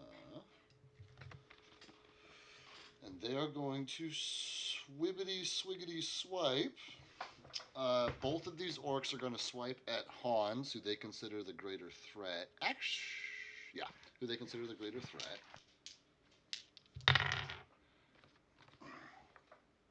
They're gonna attack little Hans, who hasn't attacked them yet. No, well, I mean, technically, Don's the only one who attacked anybody, and the orc he attacked is attacking him. So the other two are just reacting in the way animals do, where they charge the closest perceived threat. Oh wait, in this world are orcs like animal dumb? Not necessarily, but there is not. There are no world-renowned orcish battle tacticians. Let's just put it that way. Okay. Let's see here. They ain't animal stupid, but they also not the smartest cookie in the jar. Correct. Does a 15 hit, Hans? Matches AC. That means you get hit with them both. Because that was lower than 2. So, god damn, man, this is crazy. What's your total hit points, Hans? 7 before I go into rage. How many before you go into rage? 17. Wow. Okay. Also, is Hans dead? Also, Joe, I did not give you the same warning that everybody else got, so I will give it to you now. This is a one shot. I know you guys like made these characters relatively quickly. I didn't put any thought into this world. I know that everybody's characters are like new, and this is ultimate campaign. So I don't give a flying fuck if I kill anybody. Like, I'm not. Like, when I make a campaign, the homebrew campaigns that everybody plays of mine have been meticulously crafted and balanced, and I have like made sure the encounter is going to be the way I want it to be. I'm reading a book for this one, so you get the enemy like they're written in the book, and if the book is Right. you know what I mean. It's like if the book is harsh, that's not my fault. That's the book. Wow. That whole lecture, I just rolled 2 d12s. Snake eyes, 2 ones. So Oh, is Hans dead? no, but he is taking, because there's a modifier onto that one. He is taking 8 damage total. Jesus Christ. He's taking what? 8 damage. Oh, minimum damage I'm sorry, for each babe. of those 2 orcs. Minimum damage for each of those 2 orcs. They gotta go. And the other one is going to attack Monsieur Don. And I'm sure a 19 hits Don. Yes. Oh my god! He also rolls a 1, so that's 4 damage to Don. You guys just lucked out in a really big way. Congratulations. Jesus Christ. Jesus Christ loves us. They don't have any special attacks or anything like that. So they're done, and Hans is up. Okay, he just got hit with some axes, so he is going to go into a rage. Yeah. Let me get that onto the character. Yep. Now Gigatunnel's in my head. Gigatunnel. I apologize for nothing.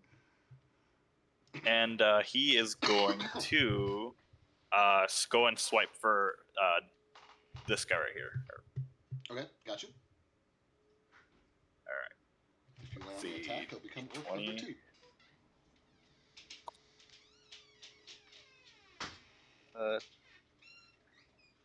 19 to hit. That's a big O hit. Go ahead and roll your damage. Alright, that's a D8.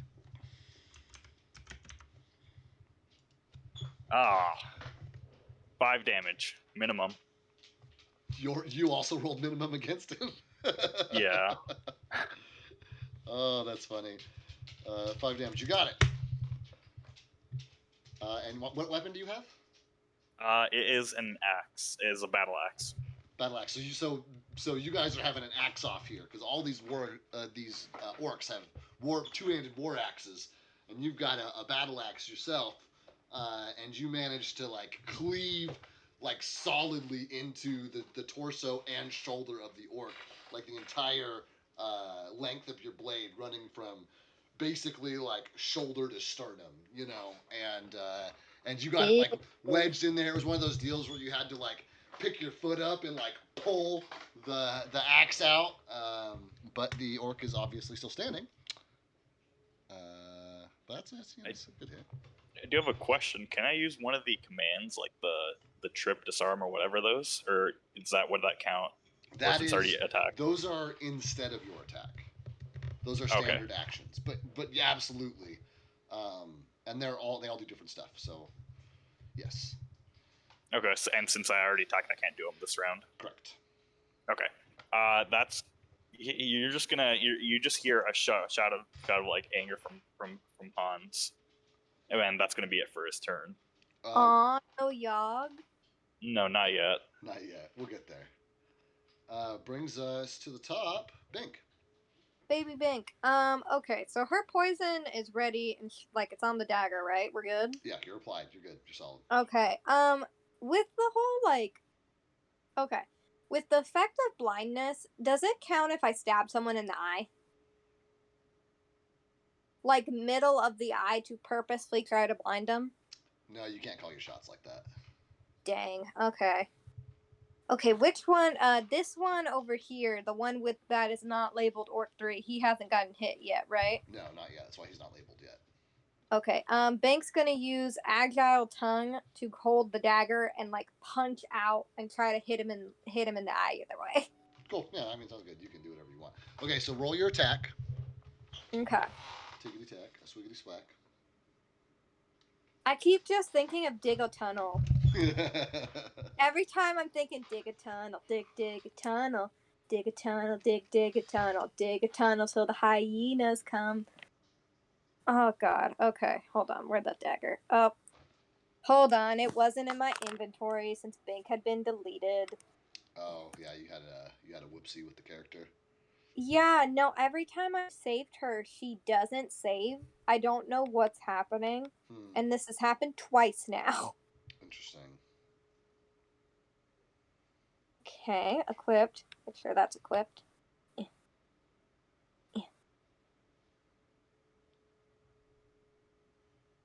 Is it? It's not gonna do it. There we go. Okay. Both hands. Okay. Okay, they are equipped. We're good. Solid. So, see.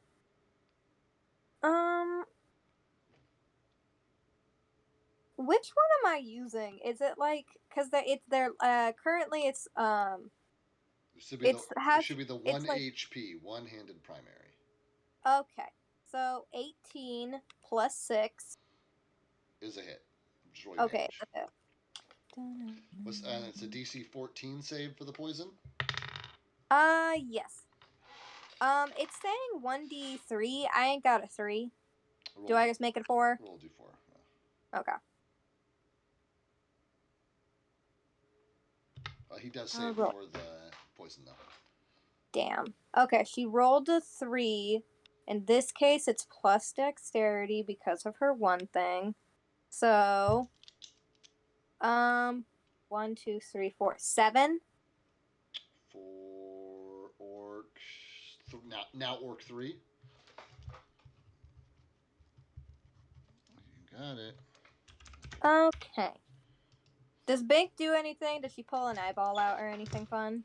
7 is pretty substantial, so he's not blind if he still has at least one eyeball. So I won't say you pull out the eyeball, but you do land on target, and you hear a very distinctively satisfying squishing sound as you hit your target. Is the eyeball back on the dagger? Like it's on the dagger? No, because it's... Aw, damn. I was gonna have Bink eat it. No, there's not. Nope. Okay. Besides that, Binks is gonna do a... Can she do another intimidate check, but this time on the guy she just stabbed? Alright, So, we can intimidate, can't we? Yeah, go for it. Try to. Okay. Come on, baby. Oh, hell yeah. Okay.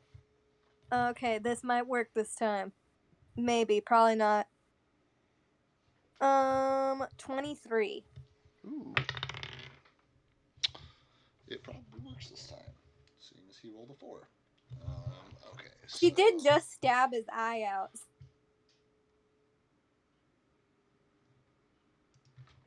All I'm saying is if a 2-foot frog stabbed my eye out and croaked at me, I'd be horrified.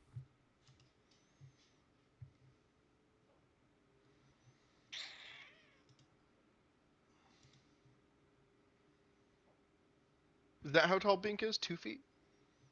Oh, there we Can't go. remember. 10. I think she was like 1 foot 7 inches Okay. or something. She's in between that zone. We never came up with an Yeah. exact. Yeah, and this orc does appear to be responding to your intimidation attempt. Yeah. Solid. Anything else, Pink? Can I do anything else? Oh, I can move. No, I'll stay put. Then I'm good. Dom, Yeah, I'm good. That's you. If I'm wrong, health potions can be used as a swift action, which can be done at any point on your turn. So I Correct. can still do a full round attack. Yes. Okay, so that's exactly what I want to do. Okay. Do you On to have Orc 1. Do you have the feat that lets you attack people right next to you without provoking an attack of opportunity with your ranged weapon? Otherwise, you're going to provoke an attack of opportunity by doing that. I did not know that was a thing. That's the thing. Do I provoke an attack of opportunity for both attacks or just one? No, he only gets one attack of opportunity. Well, I do not have that. It's another feat you should consider picking up at some point, but at level 2, you only have like 1 feat. So. Right. Yeah. So I will take my health potion. Okay. Disengaging is also a thing, I will remind everyone. Oh, that's right. You can disengage, can't I? Now, what's the ramification of disengaging? You can't attack. You can disengage and then move, but that's your whole turn. No, I'm gonna attack him. So I want my health potion first. Okay. So D8 Plus your intelligence modifier. plus my intelligence, so 4. Okay, and then full round attack. Ready? On Orc 1. On Orc 1. That's Cool. correct. Go. Hopefully this works. That is a 17 again for the first one. Hit. Oh. Nat 1 for the second one. So roll me your damage on the first one. Okay. Ugh. 1. You don't have That any did not- modifiers? No, that did not go how I wanted it to. You don't get to add your dex mod onto a ranged weapon attack? It doesn't say, it just says damage 1d8. Interesting. Okay. What is your dexterity out of curiosity for your character? 11. You mean a ranger with 11 dexterity? You did the same thing I did. That's just what I got in the roll. I see. Okay. So, okay. Full stop. Joe, what was Yeah. the highest? What's your highest core stat? Intelligence. Go to your stats and manually swap whatever your intelligence says now and make that your dex. And whatever your dex says now, make that your intelligence. Because when you make a character in like if we were doing it on paper, you would roll 4d6 and you drop the lowest roll and you generate 6 numbers and then you would assign the numbers to each stat. So you would have been so you're keeping your rolls, quote unquote. You're just taking the roll that landed in your intelligence stat and moving it to dex, and the roll in your dex stat and moving it to intelligence. What I like to do is if you're rolling through Pathfinder, once you roll, just use the snip tool to save it, and then like you can see what you got, and then just make sure at the end if you're switching stuff around that it matches it. Oh, I see what you're saying. Snip to like make a current thing of all your stats, so you have all your numbers. Yeah, that way, because that's the easiest for me to be like, okay, I got an 8, 10, 14, and that way I know exactly what I need those exact numbers still. Right. Yeah. So do that, and then Just did that. Okay. and then look at refresh your page and look at your crossbow or your longbow or whatever the fuck it is, and tell me what the damage says. 1 plus D8 plus what? It just says 1d8. What's your dex now? My dex is 13. Which is at least a +1. It's not a D8 plus 1. Right. It just yeah. No, that's all it is. It just says Oh, range 30 feet, bonus +4, damage 1d8.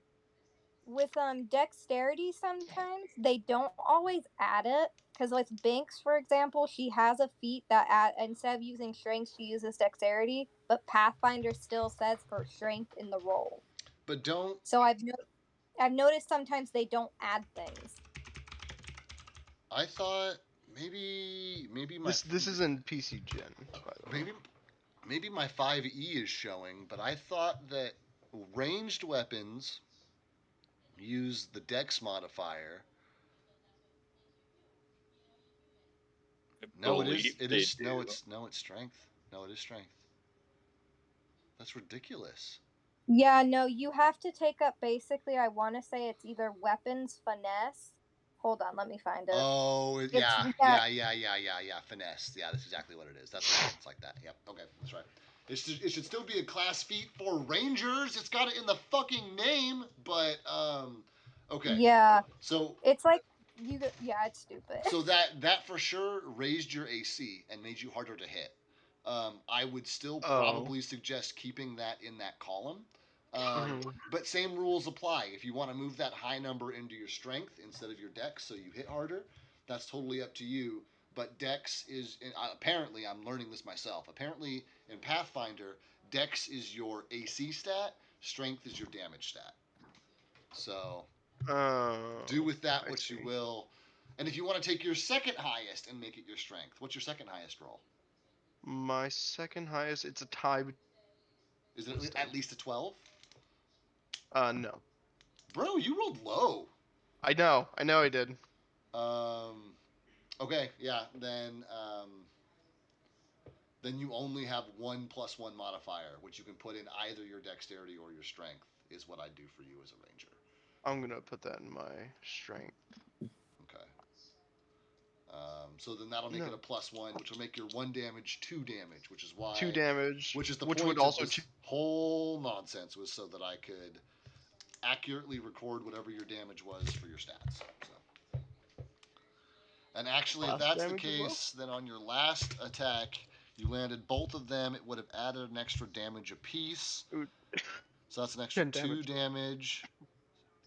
12 damage total. I have 11 damage total. 2 for this time around, and then 2 on top of the 7 from last time. Okay, so what did I get second last time? You got a 7 last time. So then you add your 2 for your new strength modifier. 7 turns to 9. Yep, And then you got 2 this time. Yep. Okay, cool. Cool beans. Glad we nipped that one right in the bud, so you weren't going through the whole campaign with shitty stats. Thank you. That's your attack. Anything? And you rolled a nat 1. So the consequence of your nat 1 is that his attack of opportunity just hits. It just does. That's 9 damage. Holy shit! Are you dead? Almost.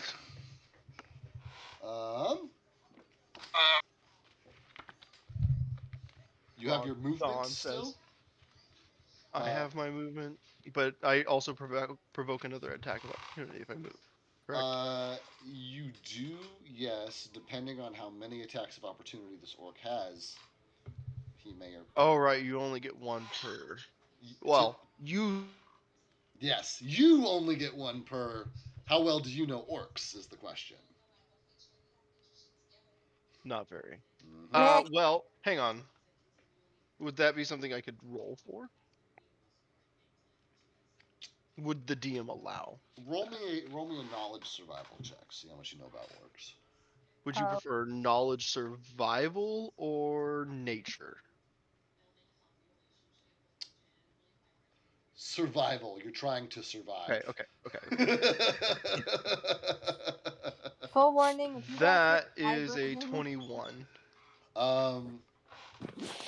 You know that orcs are strong, but not particularly quick, you might be able to just. He's already got you. You might be able to step out of here. Question is now, where am I gonna go? Fuck. I have my free 5-foot movement. Correct. I'll take my free 5-foot back. What is this? Is this a little pillar here? These guys are open doors. Are these guys? I don't know. These are rubble piles. These are statues. I'm gonna try and get right here. You can kind of like try and like tuck behind one of the doors because the doors have been pinned open, so you can get like partial cover from one, but it's That's not what like I'm looking you for. can't just like swing it, closed. Yeah, they're yeah. like pinned open. You cut out. I'm looking for partial cover. Cool. That's what you got it. And the orc does not swing at you in the process of your movement. Thank you. And then I'm done. Don't thank me. It's just it happens to be the way it is. I'm not making any choices here. The orcs are making the choices. Okay, that's it for Dawn. Oh, which brings us to the orcs. How wonderful. Can I name my killer? Yeah, I'll let you name the guy who kills you for sure. Full warning, if you hear vibrating, my jaw is popping out of place, so I'm using my jaw machine on it. On the off chance you hear a weird noise in the background. I can't hear that, yeah. You got it. Okay, what are these guys?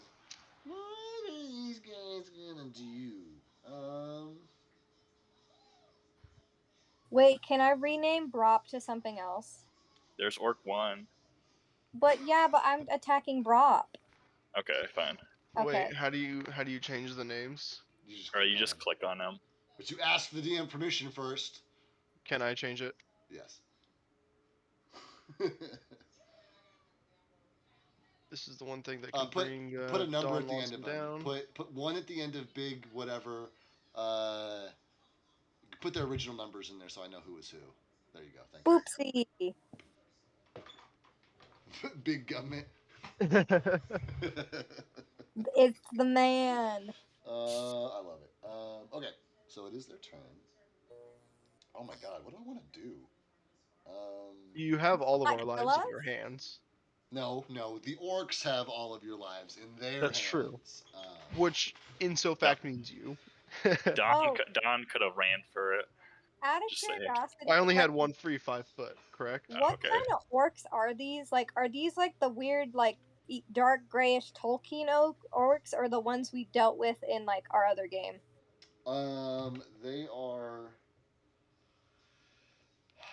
They are the same orcs that are the playable character race orcs. In this game, I mean, they can be both, right? They're the same orcs that are in your other game. That like Jakar is an orc, but these orcs live in a tribal society and go raiding, and they are not quote unquote civilized. Okay, tribal orc culture versus like orc living in the big city. Right. Okay. Versus quote unquote Western culture, or whatever you want to call where all the people live, where all the folk live in D&D. Shit, man.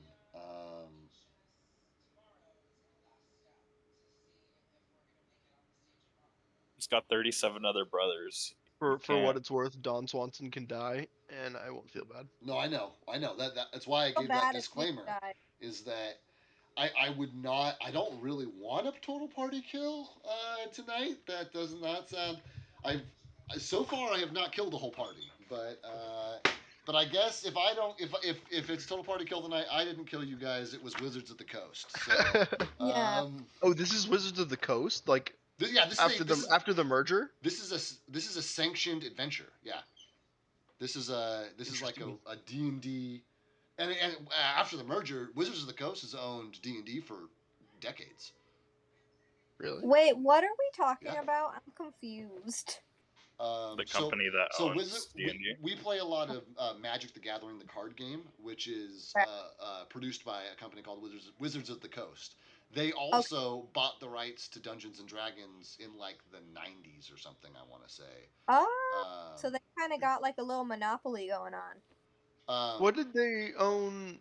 What did they change then? I know there was something that just recently changed. There was a It lot of was controversy. D&D, which is its own subsidiary, which is its own, holding of Wizards of the Coast. D&D merged with D&D Beyond.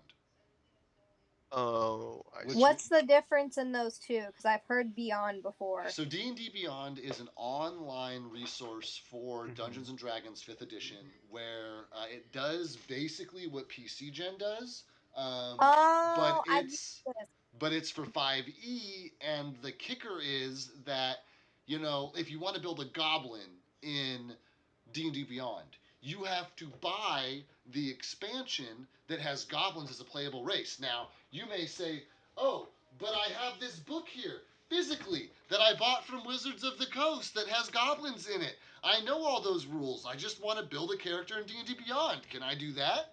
And they say, fuck you, I don't care. I didn't sell you that book. Buy my digital content instead. So now what everybody's hoping for is that, like, all the stuff that people have and the stuff that people buy, there'll be like a coupon to get it half off on D&D Beyond, or to unlock it on D&D Beyond, so that you don't have to buy everything twice, basically. Oh. So that's why it's a big deal. Okay. Is the long and the short of it. I think that Big Government is going to reach behind him and pull out one of the javelins and fling it at Dawn. Okay. And he's going to roll an 11. That does not hit. As it embeds in the door, and then he will use his movement to come join you in that hallway. Hello. Boopsie. And I'm sorry. Go ahead, Hans. You cut out, Hans. Would Hans have been able to take an attack of opportunity? Oh, yes, actually. Hans is gonna go for that. Take it. Go for it. Need to turn on the light so I can actually see what I roll.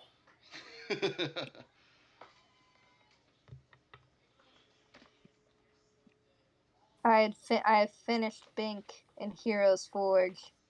19 to hit. That's a hit. Roll your damage. Is it just if they come within a threatened square of you? If they leave a threatened square. So Hans is in this square.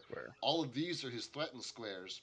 Yeah. And Big Government walked straight through that, and then because he went in, like, all the way in with you, he provoked an attack of opportunity. If he was a tactician, he would have stayed here, not provoked an attack of opportunity, still been able to attack you, but orcs are dumb. So he just charged in after you blindly. Hans, what's the damage? Almost max, 12 damage. Ooh, you get to tell me how he dies. I'm thinking, like, as he's running by, he does, like, a side swing and, like, just decapitates him at the torso. Oh, so, like, so cool. The body just slaps into the wall. Nice. Because it keeps going. And the bottom half just collapses. And Big Government, Joe, in Owlbear, when they have the red ring on it, they're dead. Oh, cool. I'm gonna thank you. Yeah. Oh God, the Yogg is here. He's enraged, so he. I know you're very familiar with that, Joe. So, yes, I am. So you got a Yogg in response, which is high praise from a barbarian.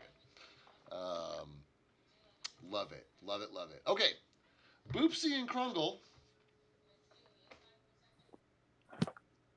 Boopsie is going to attack Bink because Boopsie is not happy about losing his eye. Wait, did the intimidate do nothing? It worked. Oh damn! It didn't do enough. He now has the shaken condition, but that's not gonna make him run. That's just gonna make him not quite as effective. And with the rolls of natural 5 and natural 1, neither one of them are going to land their attacks. Look at you guys. Bink is pretty lucky. Yeah, which even the 5 turns into. I don't even think it gets into double digits after the intimidation effect. So, you guys, that's I was ready to kill you guys. All right, Hans, you're up. I was ready to die. Whose turn is it? It's Hans. Hans is going to go into two-handed. Does it take up anything? Does it take like a swift action or anything? I'm gonna say if you have something in your other hand, it does. But if not, you can go two-handed as a swift. No big deal. Okay. He doesn't have anything, so he's gonna like go for the axe two-handed and like try to slice over his head at Kungle. At Kungle? Yes. Go for it. Oof, I'm gonna need that. I don't think it's gonna hit. It's 11. That does not hit, unfortunately. Okay. Shoot. He is going to attempt to intimidate Kungle then. Okay. Ooh, terrible rolls. I paid for that last one. Let's see. 13. No. Actually. Hmm? I actually got to add my strength modifier to it as well. Oh, because you're raging. Yeah, 18. Wait, no. Yeah, 18, I think. Still no. Orcs are very hardy folk. Okay, that's it then. That's it for his turn. Sweet. Excellent attempt. Bink, you're up. Okay. Bink is gonna basically do a repeat of what she did last time, which was the stab in the eyeball, but this time she's going for the opposite one. You got it. Okay. Okay. 14 plus 6, so dirty 20. Does that hit? Yeah, that hits an orc. That hits a low-level orc for sure. Hell yeah. 4. Rolled a 2. Plus your my dex, which I think is 4. so yeah. So that's 6 against Boopsy. Oopsie, yeah. I almost named him Boobsy on accident. Did I take the eye? You gotta give me just a second here. I want to eat the eyeball. No, you did not get the eye. And the orc is Boopsy is very seriously wounded, but is still in quote-unquote fighting condition. Okay. Is he blinded or did she miss the eye? She missed the eye. He's not blind. Dang. Just stabbed in the face. Okay. Stabbed him right in the face.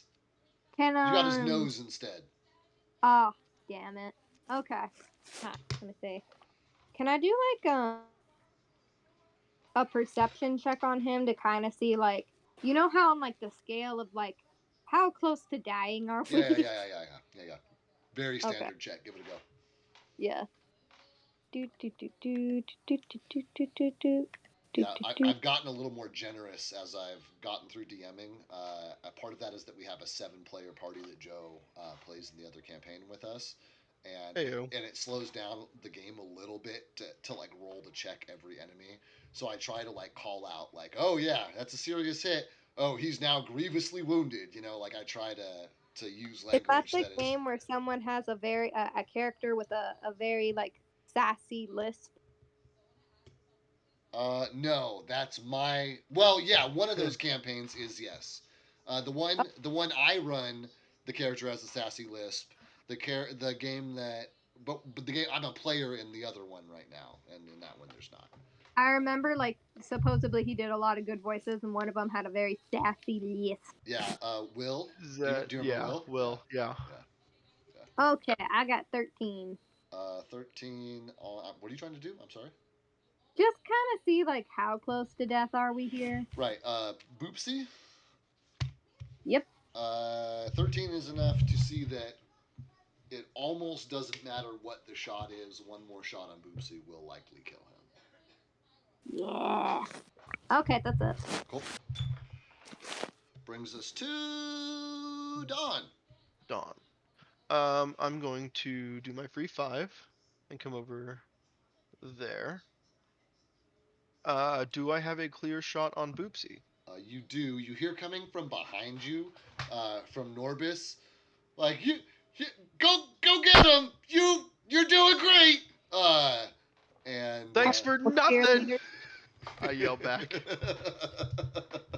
Coward. And you're gonna shoot. Yeah. You're gonna shoot at Boopsy. Let's see.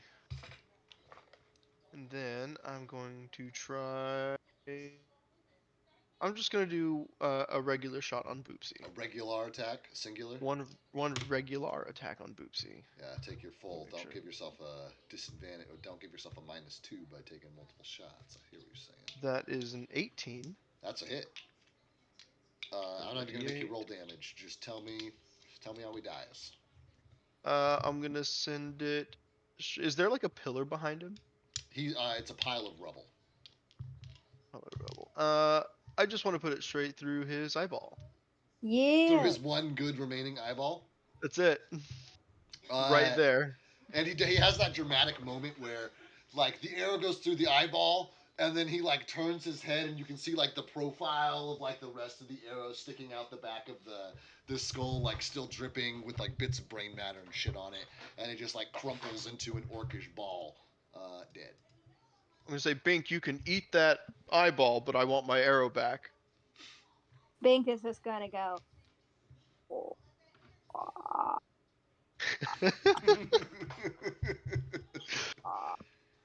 Don's Don's gonna get a little shiver, and he's gonna.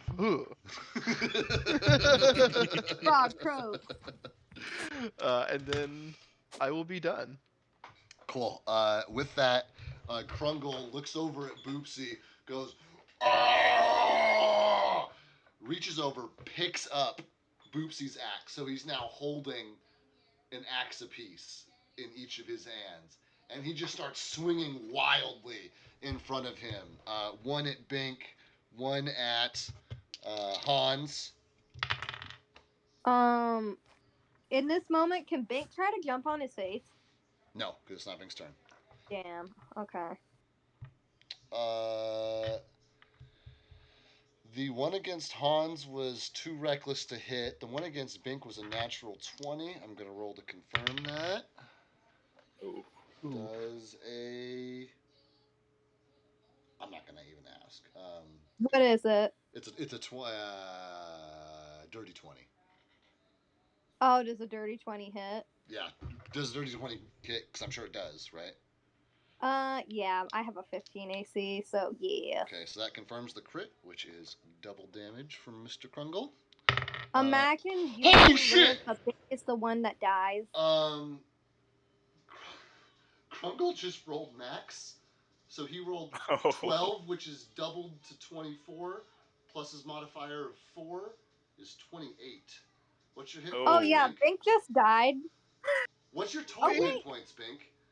Wait, I have 22, but do I get to do any saving rolls? How many are currently... How many hit points do you have right now? 22? 22, yeah, And you got hit with 20, what I say, 24 plus 28. So you have to roll a d20.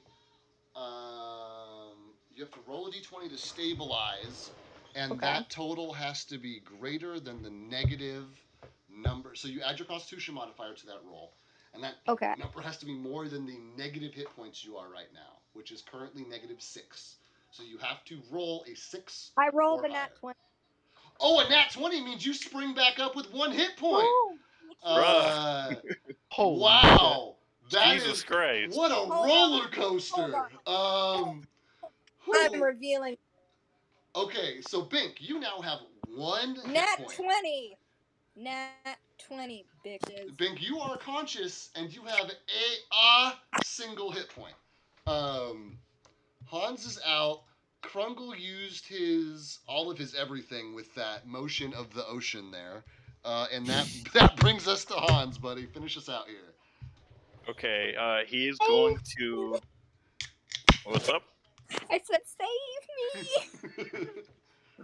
Hans just like looks over his shoulder, assuming to find like bloodied up, completely disfigured Bink. Sees that she's like just sitting there and like gets scared, and then just tell goes. Bink is a blue frog anymore. Bink is whatever color is under all that blood, indiscernible. Okay. I'm a red frog now. He sees that she's all bloody and bruised, but still alive. Swing at Kungle. Taking a swing at Kungle. Yeah. Let's see. I don't think it's gonna hit. No, it's 12. No, that just barely does not hit. Okay. Oh my god, that was so scary. I was so afraid I was gonna. I'm like, oh, it's a crit. That sucks. Let me roll damage. 12. Fuck. Okay. It's like baby Bink. No. Woo, okay. All right. I gotta find that moment and go clip it later. I think it's way too far past. I literally like pushed myself away from my desk and like slid like 6 feet back when I looked at the dice. Okay. But that does not hit Krungle. So Krungle is angry and unscathed, and you are standing in front of him. Hans is going for like a couple more swipes, but they're so that's going to be it for his turn. Cool. Brings us back to the top. Bink, your one little hit point, baby. You're up. Hey. How far is Dawn from Bink? Immediately behind you, 5 feet, adjacent square. She's gonna jump onto his head. Dawn, you see Bink, a bloody Bink, springing off Hans's head, flying towards yours. Are you gonna let this happen? By the way, I put a picture of Bink in the chat because I felt like I did I not love it. subscribe for the I grade. love it. It's so cool. Are you gonna let her nice. go? Oh yeah. Is she on here now? Yeah, if you allow her, she will absolutely. Yeah. land on I your was head. gonna say, glad to have you on board. So But she's I'm like not on doing your so hat, hot either. on your explorer's hat. It's not as stable of a footing as Hans's actual legitimate helmet, but Bink is light. She finds her footing. Okay. Glad to have you. Strap in. Bink, Bink is just gonna eat. are you going to do anything else with your turn, Bink? Hold on. I wanna check up on that Kungle bitch. Okay. Can I just do like an intimidating worth it? A perception check to see how bad Kungle is now? You can, and here's why I ask. I did not hear you disengage at all. Is that correct? You did not disengage, you just moved? I don't think so. I didn't know she could. I mean, Because she's on the helmet. you're still in an adjacent square to an enemy. That's true. Hold on. Which means that leaving that square, unless you choose to disengage, will provoke an attack of opportunity. So because it does not sound like you plan on attacking, it would not make any difference if you told me now that you wanted to disengage. I'm gonna disengage. Yeah, she was not planning on attacking. I completely forgot disengage would work for Bink because she's on the helmet still. Yeah, you are still close enough that Krungle can get you, so you got to disengage to get away from him. So okay, solid. And then you can do your perception check. Go ahead and roll. Okay. Ooh, yeah, because Bink was not gonna attack. If you had more than one hit point, that would have been a lesson you learned the hard way. Because you only have one hit point, and I just did a crit with max damage against you, I'm feeling a little generous. So yeah, we're gonna be nice. Okay.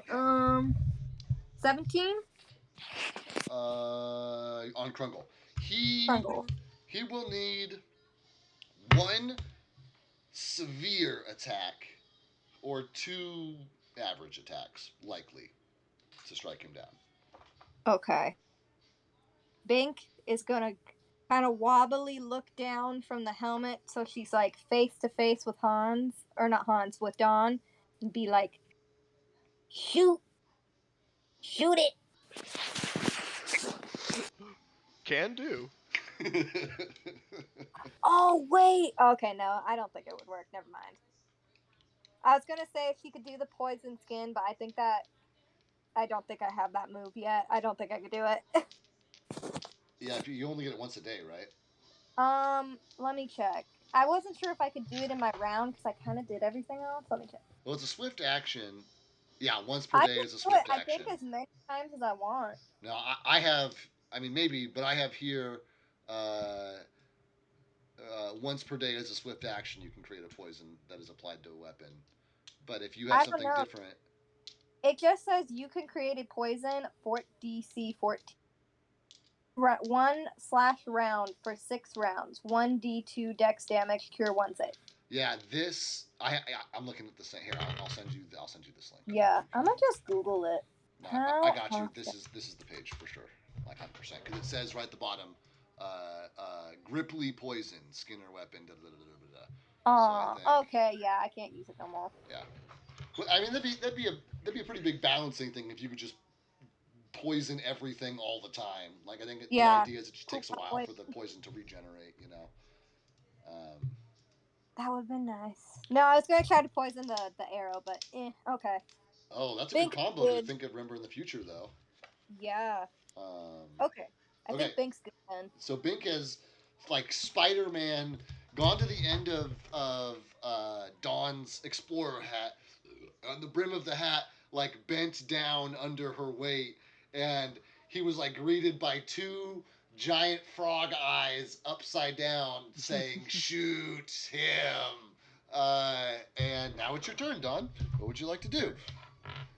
So I clearly do not have a clear shot on Krungle from this position. No, Hans is very much in Can the lead. I do like a perception? I don't know if I can do this to like look around and see if there's anywhere where I might be able to get a clear shot too, instead of just wandering around aimlessly. Yeah, give it a roll. Perception roll. My perception is 6. That is 15.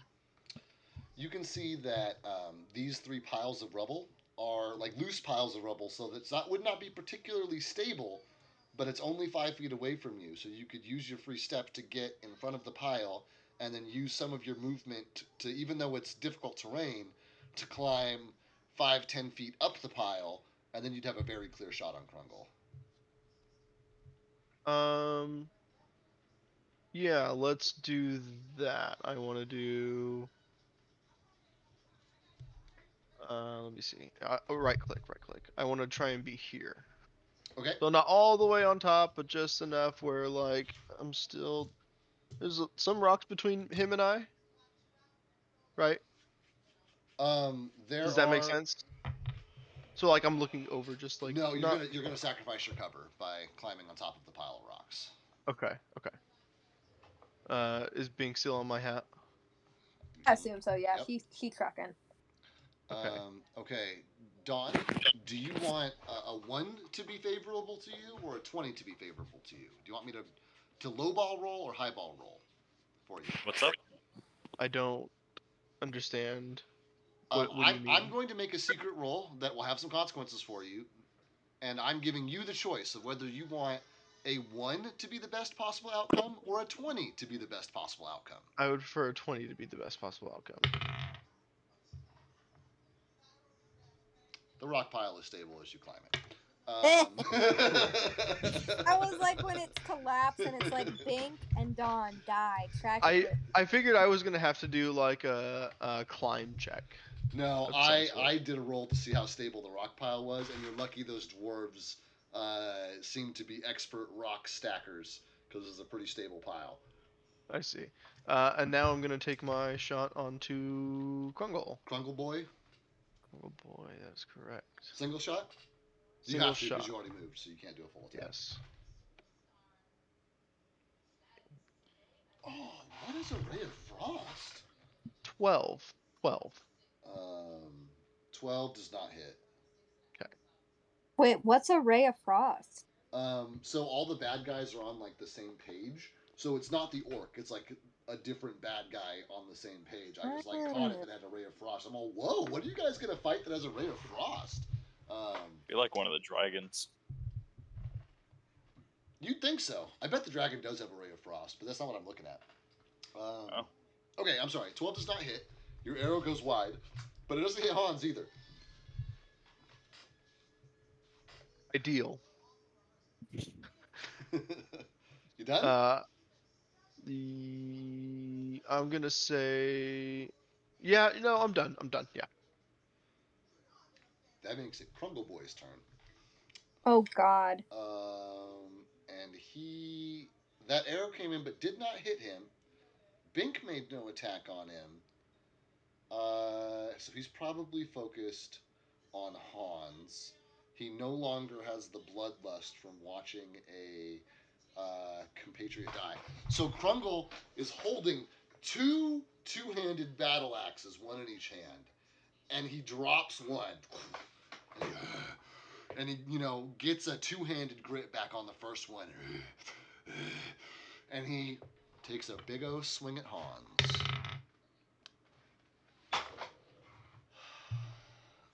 He rolls a natural 20.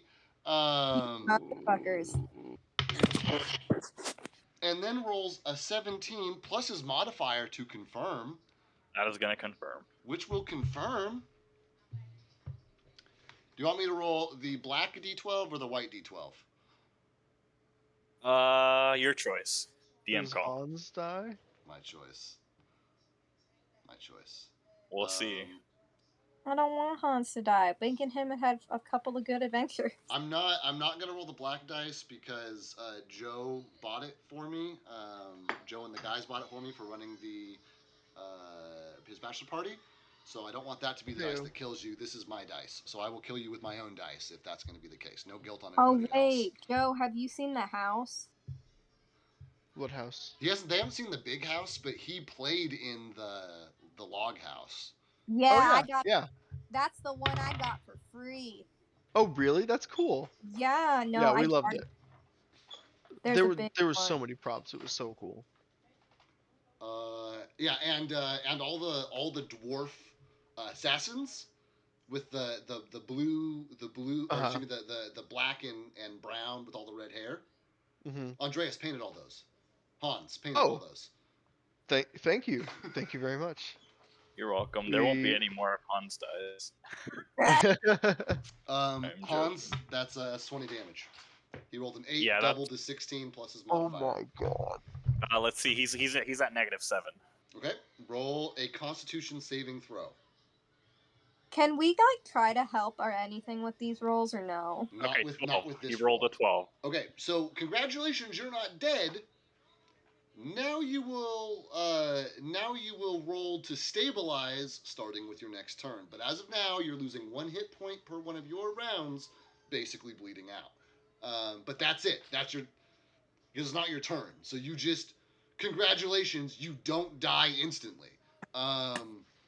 Just out of curiosity, is he conscious? No. Okay. All right, so Krungle Boy is feeling great, and Krungle, striking down Hans in his body, and you guys see Hans's body just crumple to the ground as Krungle lands this shot with this, and he, just releases this guttural roar, and then turns his attention to Dawn.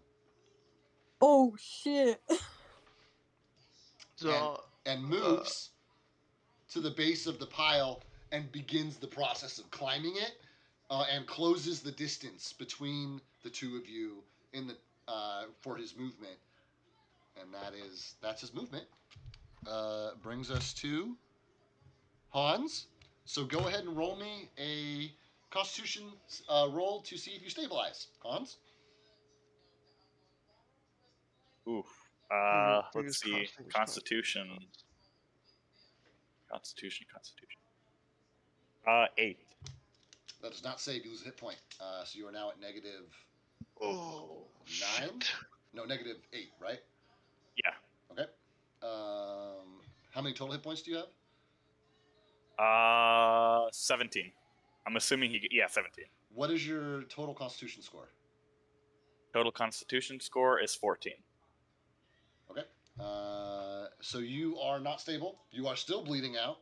You lose a hit point. And that's your turn, Hans. Bink, you're up. Okay. Hypothetically, Could Bink jump over to Hans and try to heal him in one round? Or would it be like she'd have to jump over there and then heal him on a separate thing? You'd have to use your movement to get to him, and then you could use your standard action as a heal check, yeah. Okay. And that's what your heal skill is literally for. You'll roll Okay. a heal skill check, and if you roll higher than 10, you'll stabilize him. So if Bink says she did You cut out. over, I won't get attacked. You'd still be in a threatened square, so you wouldn't need to disengage. Yeah. Basically, that's how it works. Is that because you'll still be in a threatened square? It does not. I don't. Mechanically, it doesn't matter. Yeah. Okay. Bink is gonna jump over to Hans then. Okay. And she's gonna try to stabilize him. Roll me a heal check, please. Oh, my poor babies. Oh, goodness. Okay, we're rolling up. Where's my heal? 15. That is enough to stabilize them. Woo! Thank God I invested 1 point into heal. So Hans, you are still unconscious but stable. You're no longer losing hit points. You have no more rolls to make your saves. As long as your unconscious body does not suffer more damage, you should be okay. Okay. Can Bink attack or no? No. The instead of attacking, you heal Hans. Okay. Can she just start trying to drag him? I don't know if that'll work.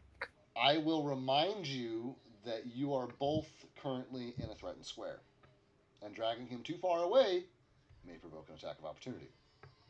True. Okay. Bink's just gonna stay there then. Okay. Dunskies? Yep. All right, Don. That's all you, buddy. Shoot him. So let's see. If I shoot him, You'll provoke an attack of opportunity from this distance. correct. If you put distance between you will I'm not. sorry.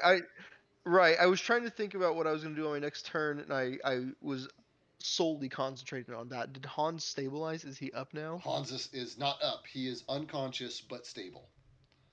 He's unconscious. But also stable. still within striking distance of Krungle, who could very easily change all of that. Right. If you run away, the only people that Krungle will have as viable targets will be Hans, unconscious Hans, and 1 hit point Bink. I am 2 hit points. Oh God! Oh shit! Go for the attacks. I think that's going to be the best. Don't you guys have potions? Why is nobody drinking your potions? You gave me 2 light potions. You only used 1, right? I did only use 1. That's true. Dumbass, No, I didn't.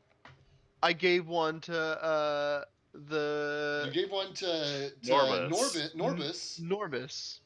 Which is 1. You have 2. And then I used 1 earlier. In combat. Did you? Oh yeah, you are out. Yes. Wait a minute. Does that mean Bink has a healing potion or no? Didn't you guys get a healing potion or 2 from Miss Cadabra? Yeah, we did get some. Oh, Hans used his. Sorry, my bad. Bink didn't know this because Bink character has been deleted twice now. Oops. Bink had at least 1 health potion. I think we got like 2 apiece.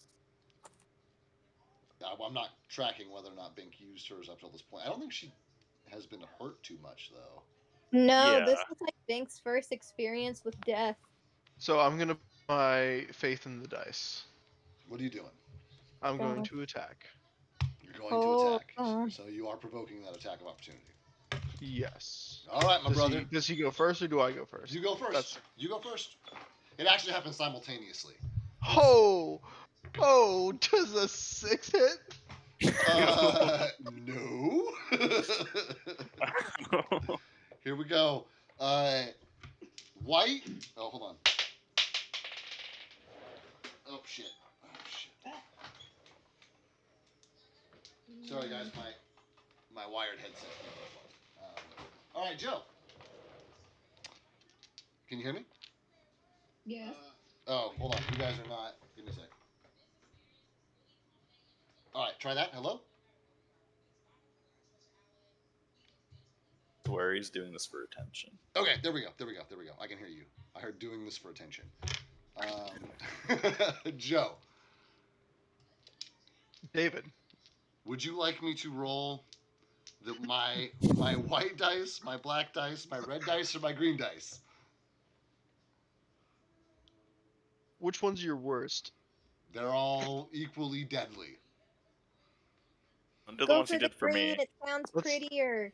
I want you to be straight with Dawn would want you to be straight. Give me the black dice. You got it. Oh! That's a 3 plus his modifier of 5. That's an 8. Does an 8 hit? Negative. Alright, then Dawn lives to see another day. Okay, so I took my one attack. So can I move now? Yeah. How far can I move? Your full movement. You are 10 feet up on difficult terrain. So to climb down will take you double the movement. So to get 10 feet down to the base of the rocks will take you 20 feet of movement. And then you can start moving, 25, 30, whatever. You can jump off of the rocks you're on with a successful acrobatics check. If not, you may land awkwardly and take some damage. Or anything else you can come up with. But if you're going to do like regular standard rules, I want to walk, take my move action to move. It'll cost you 20 feet to get to the bottom of the rocks because it's difficult terrain. And then you can start taking regular 5 feet per square out. Is Krungle on the rocks too? Krungle is on the rocks with you. He's about 5 feet up the rocks to be adjacent to you. So he would also. Okay. So here's what I'm gonna try and do, and I'm gonna try and split it up. Can you run the remainder of like your movement? Like once you get to the bottom? Correct. No matter how much you use run for, you will still lose your dex bonus to AC. Even if you only run for one tile, you will still basically become flat-footed. Right here. So I'll get on the ground, and here's my question: because when I have a feat that as a part of my class, it says when I run 5 times my normal speed. So if I can get down and have 5 feet of movement left, and then I run. So it may be worthwhile for you to swap that feat out because that feat is specifically relating to retreating. It says you are swift of foot. Mm-hmm. Okay, I'm listening. The way that I can do some research and I might be wrong, but my current understanding of that feat specifically, because I picked it up once also, is that it only applies to running from a battle, from an encounter, retreating. That's what I'm trying to do. Okay, then if you're not trying to tactically if you're not choosing the tile you end up in, you're saying I want to run this way as far as I can, then that feat applies absolutely. Okay, so Bink and Hans are fucked. I'm trying to like tactfully do this. So because you also said orcs are not very smart. So I want to try and roll in intimidate check on him. Okay, so you've done an attack. So you've already taken one standard action. So you want to intimidate him. Intimidate is another standard action? It's a swift. You're okay. I just want to make sure I'm tracking all this right, because if you intimidate him, that's correct.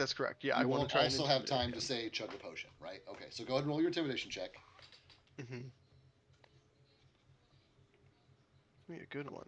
15. Not ideal. Not ideal. I'm gonna yell at him, "This way, stupid!"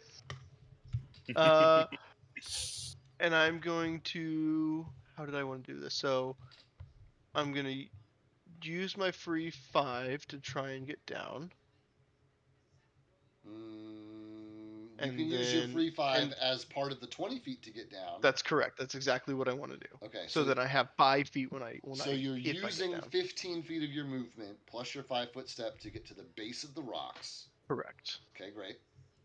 And now I have 5 left. You have 5 feet of movement, but times 5 because you're running. Uh-huh. You have 25 feet of movement.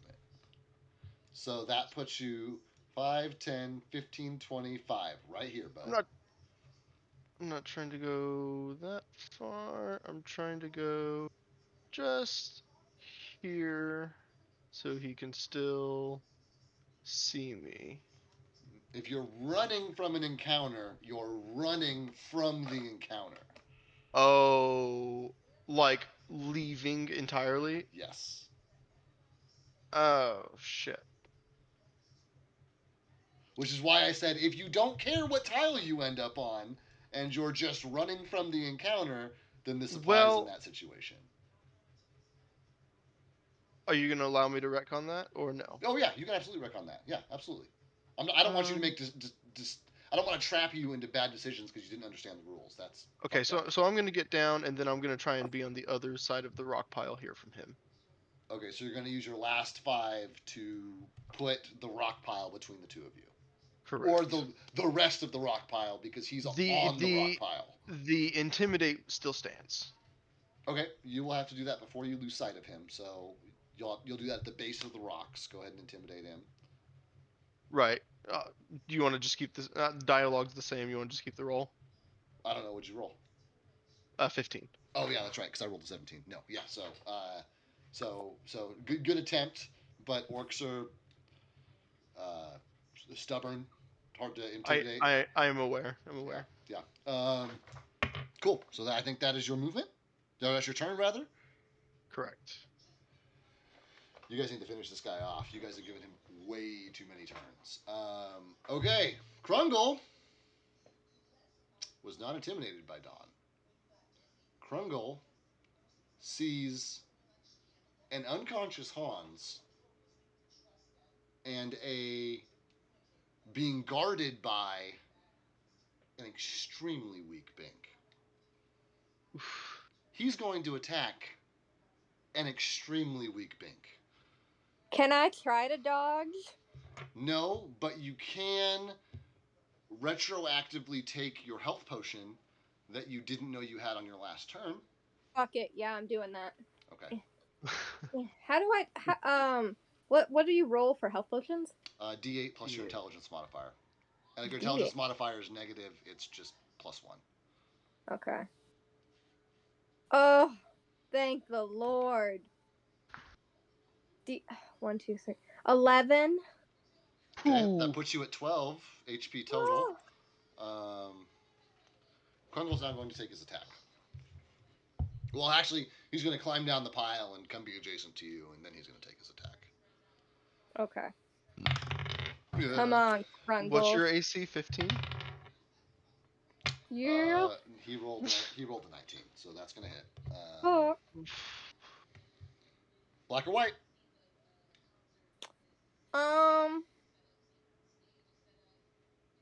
Okay, you roll. I'm gonna go white. That is minimum damage, which is 4 for him. He does 4. Hell yeah. Poof. Rolled a big old fat 1 over here.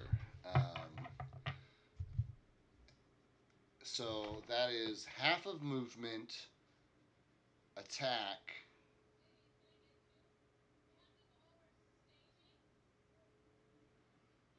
Krungle is going to use the rest of his movement to pick Hans up and sling him over his shoulder. You fucker. Hans is pretty heavy. He's gonna have to roll a strength check or anything. He's an orc. Never mind. Has incredible strength, but it's a fair point.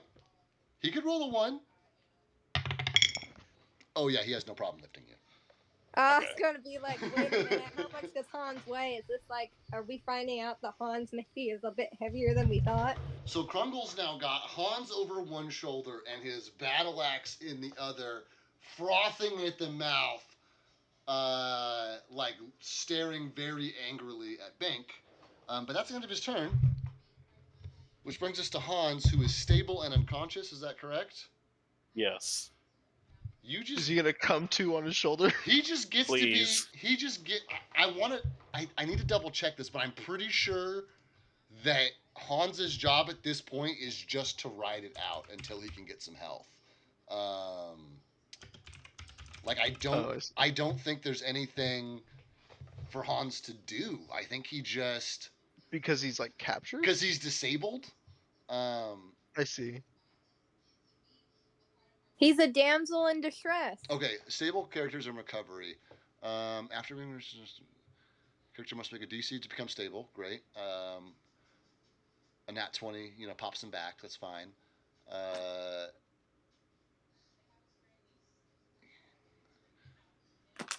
Healing, dying character. A stable character who has been tended to eventually recovers consciousness. If the character has no one to tend to him, however, his life still is danger and he may yet slip away. Yeah. So you got help. So in an hour, you'll come to on your own, basically, Hans. Oh. Oh boy. That's 600 rounds or so. So this round is round number 1. So only 599 rounds to go. Bink, you're up, buddy.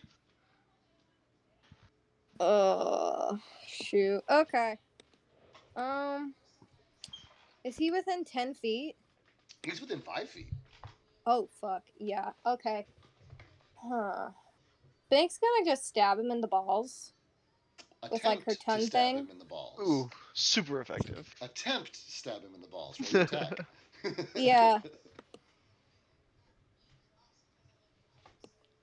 Come on, dice. Does a 1, 2, 3, 4, 5, 6. Does a dirty 20 hit? That's gonna, yeah, for sure. Okay, and then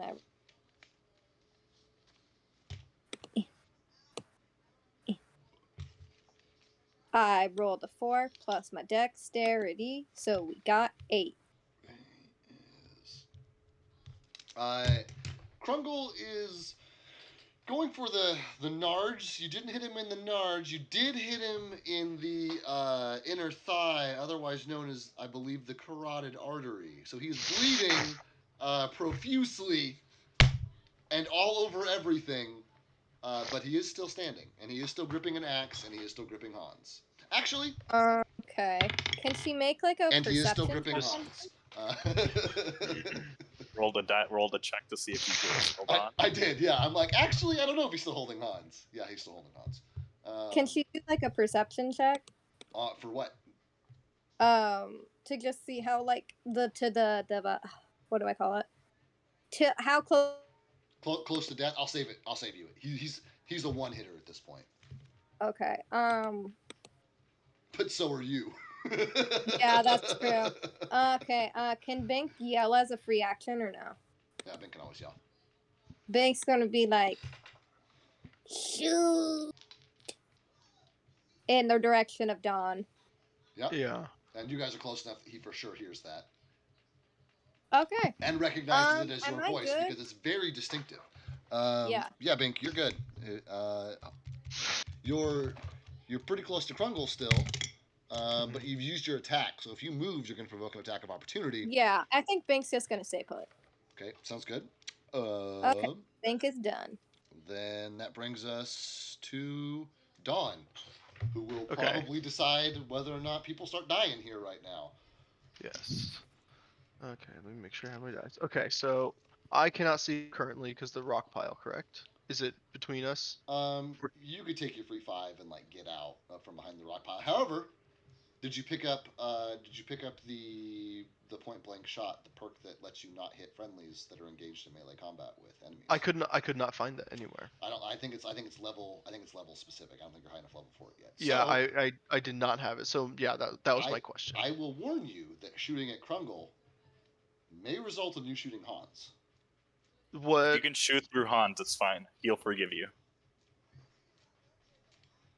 That would cause Hans to become unstable once more, and depending on how much damage he did to Hans, might threaten his life.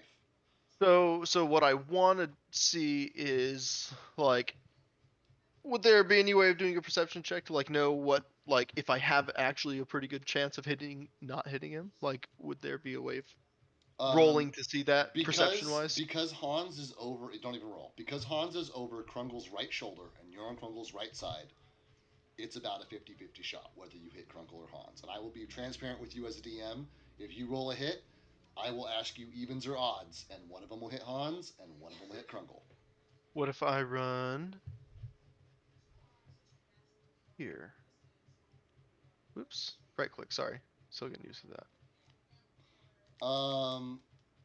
It won't improve your odds significantly. It won't improve. Because Krungle is facing Bink. So even from that angle, Krungle is. So I'm gonna risk it for the biscuit. I'm gonna take my free 5 there. And I'm gonna try and hit him with my dagger, because it would be the same as with my longbow. See, and that does not risk you hitting Hans. You can control where you put your dagger. So That's correct. I'm in shock. Did you say risk it for the biscuit? It did. That's a very common phrase on the Tuesday night group. All right, Don. Roll your d20. Not one. No! Oh! Don, big fat, drops his dagger and spends the rest of his turn picking it up like an idiot. I'm gonna use the restroom. He went, Ooh. oh shit, and then it was like, oh wait, I got a shit. That's Oh. rough.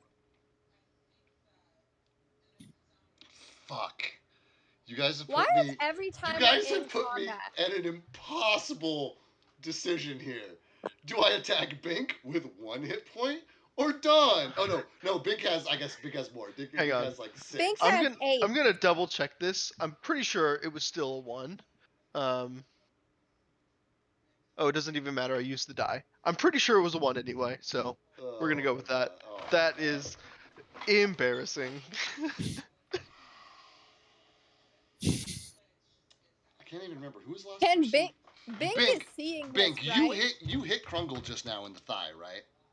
Yeah. Mhm. All right, that makes it easy. Do you have a color preference, Bink? I've got red, black, white, and green. Wait, why am I being? I'm very confused with just what happened. Krungle is going to attack you now. What color dice would you like me to roll against you? Okay, wait, what were my options? Green, black, red, or white? Damn, you don't got a blue. No, I don't have a blue. I'll go with white then. Okay, you got it. Wow, you guys are choosing excellently tonight. I know, the white one, no, I tracked it. The black one rolled really bad, and the white has rolled good, so I'm sticking with white. You don't want it to roll good though, because he's attacking against you. I mean, like, it's rolled in my favor. Oh, I see. Yeah. Yeah, that is an 11 to hit. Doesn't.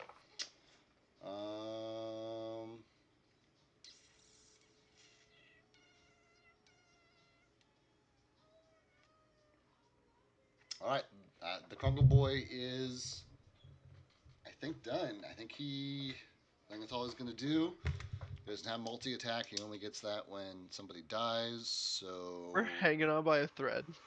Oh my god, you guys are getting so lucky. Hans doesn't have a turn anymore. He's unconscious. Bink, you're up. Sup. Okay.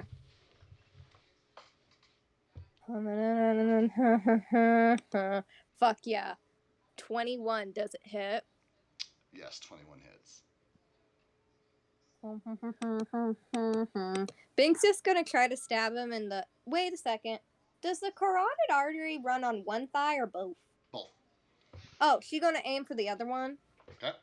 And let me roll the damage. 3 plus 7. He did. Boom. Bleeding profusely through both legs, he collapses under his own weight with no blood in his legs remaining to support the muscles in them. He collapses, and Hans falls in a pile on top of Krungle. Bink, looks up and sees a bloodied and battered Dawn holding a dagger on the other side of where Krungle used to be, and Hans just quote unquote lifeless on top of Krungle. But you guys are now in free action. Bink is gonna go over to the one who got shot in the eye, take the arrow out, and eat the eyeball. I love it. You hear that? That's her Hans? reward. You're dying and unconscious, and food is higher on Bink's priority list. Well, I'm sorry. She did her best. She tried to heal you. She wants her gummy snack. Dawn? He might still be in the bathroom. I picked- No? No, I'm back. I'm gonna give her the thumbs up, and then I'm gonna try and immediately bring back Hans if I can. You roll me a heal check. Roll me a heal check for giggles. Yeah. D20. Plus your heal skill. Yeah. I imagine this eyeball is like a gusher. Not ideal. 5. You do the best you can, but everything you know to do, Bink has already done. So you go to wrap him, bandage him, and you'll know that's already done. And you're like, oh, maybe some salve, and you look, and you're like, oh no, Bink already got the salve. And you go to help him, but realize that all the help you have to offer has already been offered to him. So what is he doing? He's bleeding out. No, he's stable. He's he's stable. not awake. He's just unconscious. Oh, I see. Yeah. I see. Okay. Bink, is there anywhere that we can take him? Bink is eating this eyeball. It's a gusher. Kind of. She's gonna hop over to him. Can she do another heal check to try to wake him up, or no? No, the heal check you did represents your best effort. Okay. She's can she see the dwarves? If she looks for them. Okay, she's gonna look around for the dwarves. Yeah, and they're they're 10, 15 feet into the corridor, looking out at you guys, curiously, but obviously not willing to move from their spot. That reminds me, I have a bone to pick with them. Mm-hmm. But Bink is gonna kind of point at the dwarves and then point at Hans and be like, "Wake up!" Dawn, do you have any response to this? I'm gonna come over here and I'm gonna say, if you can't get that man up, I'm gonna punch one of you in the face in about 5 minutes. I will. I love it. I will have their responses for you. Would you like an intimidate check to attach to that? In a minute. Usually we take about a 5er at some point throughout the night. I wanted to wait till the end of combat. I don't know how much. We'll probably go for about another hour max. Okay. But I want to take a 5-minute break. So let's take 5. It's tinkle time. And then we will come powwow again. Perfect. Yeah. All right, we're back. All Bink did, she came to eat gut eyeballs and kick ass, and we're all out eyeballs. I am very surprised that we are all actually alive still. Same. We got lucky with those last few dice rolls. I'm not surprised, but that's because it was the whole thing of so far I've had a character almost die twice in 2 different games. Uh-huh. So God's on my side. You said you're just used to getting lucky then. Yeah, no, this is God went, I'm gonna give you several debilitating conditions, and then in D&D, when you're gonna die, you don't. And I think that's a fair trade. No. Well. Oof. I did not think I was gonna live. If I didn't take that second health potion, I would have died. Curiosity, is Dawn a human or an elf? He's an elf. Okay, is he like a husky or elf? So he's like Ron Swanson built? Yeah, Oh, exactly. okay. Because I remember you saying elf at the beginning, but I was like, sometimes the pictures don't match, and obviously there's not elf ears. And I was like, okay, so we either got a chunky elf or I'm stupid. No, we have a chunky elf. He's a Um, brick house. like he's like, oh yeah, his father and mother taught him how to live off the land, and more importantly, live off the grid and everything like that. So he did that when he was younger. And then the village elders worked with the nobles, and then they established the government. And Big bad. Capitalism. Wait, no, Ron he likes capitalism. right. He's like very small government and everything like that. So when they instituted the government, and then he had to be the like warden for the parks and leisure department. And then eventually at the age of 224 he decided he had enough and he wanted to go live off the land and off the grid somewhere else. So he tells nobody where he's really from and everything like that. So And he has 2 ex-wives, both named Tammy. I know. And then his mom is also Tamara, but she goes by Tammy. What's your point? He goes. Yeah. Yeah. Oof. Oof. It's a meme character. Yeah, Fair. definitely. No, out One of shot. curiosity, Andreas, did you have a backup character in case you died? It was gonna be Hans's identical twin brother, Bronze. Oh yeah. I was gonna ask Dave if like Bink dies because I didn't have anyone, if I could bring in Bathsheba, and then we just pretend this is alternate dimension Bathsheba. See, what you don't know is that Hans is an NFT, so there are so many different, very Oh slightly my different god, Andreas, variations. of I'm him. going to shank you the next time I see you. I'm gonna stab you. No joke, dead ass. You're gonna come over to my house and you're gonna be like, hi, and I'm gonna stab you in the belly button. How dare you? Figure that's a really easy way to have a character, just variations of a base for one shots. So, Mary Plumbottom's sister should be Barry Plumbottom. Yeah.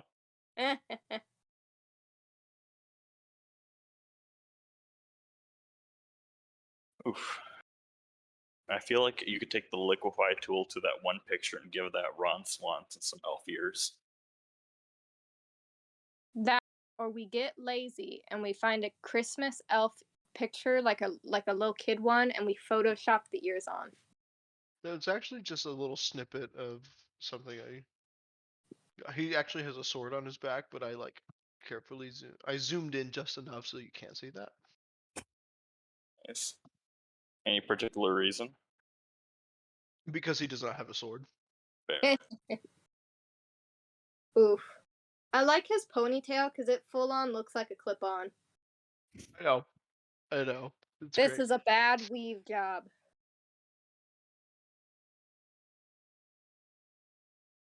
Oof.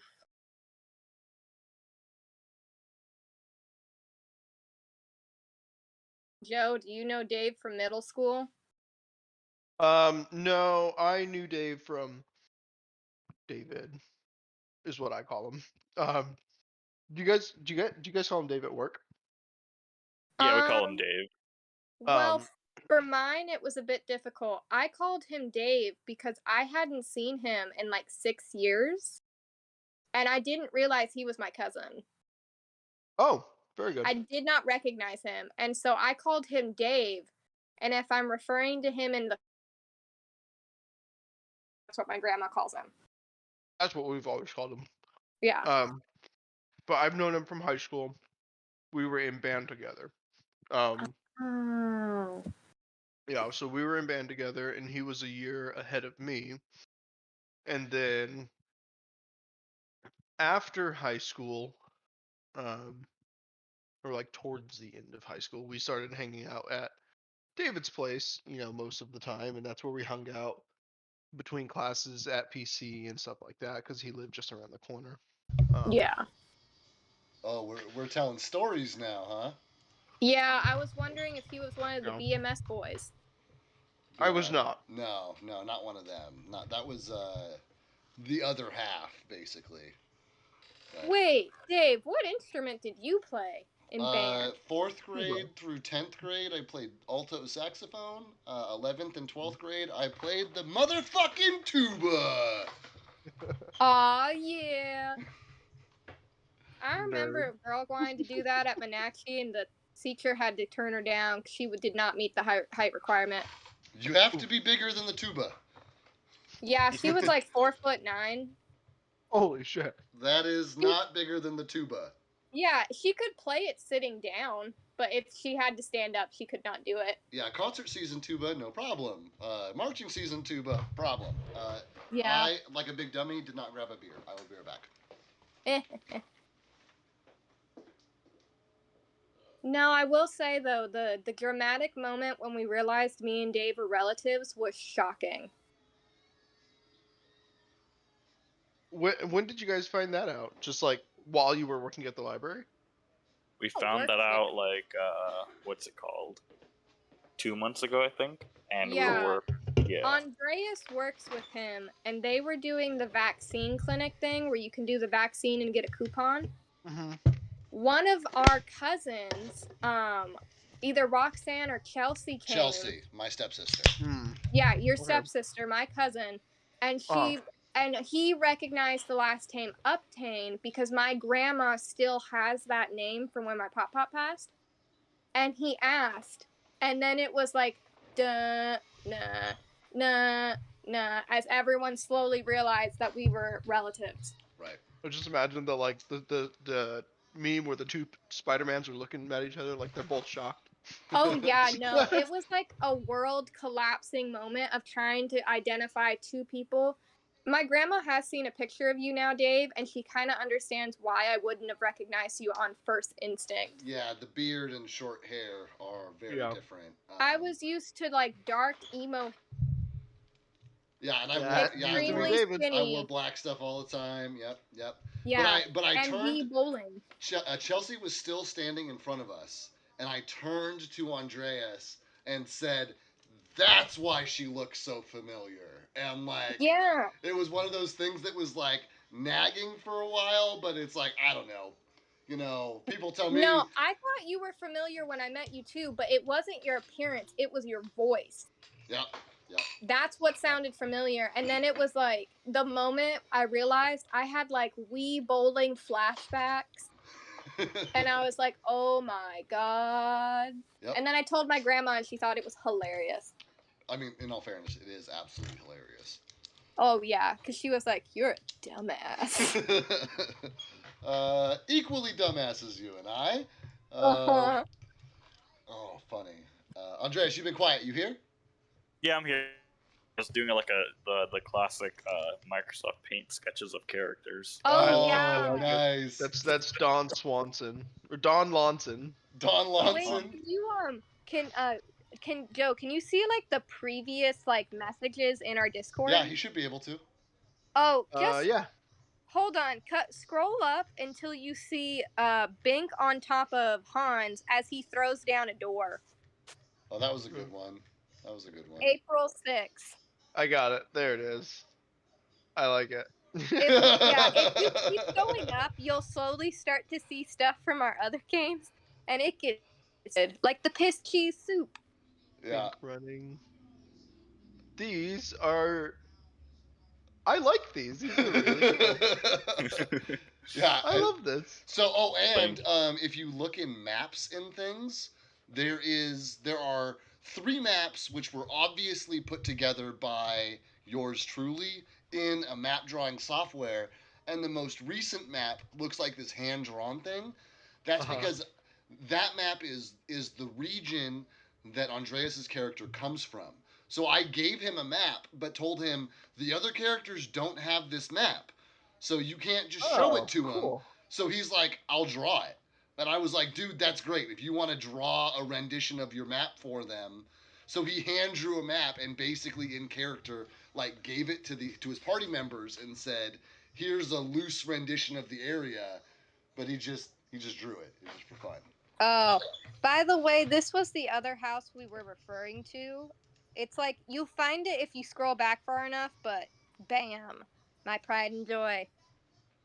I bargained that bitch down. Oh, whoa, that's so neat. It's a These It's big are in really Andreas's cool. room. And one day shall how it will be moved, I don't know. Yeah, well, we'll get it figured. I have to get 100% moved into my place first, and then probably get some Yeah. dimensions for it. But circling all the way back, welcome back, guys.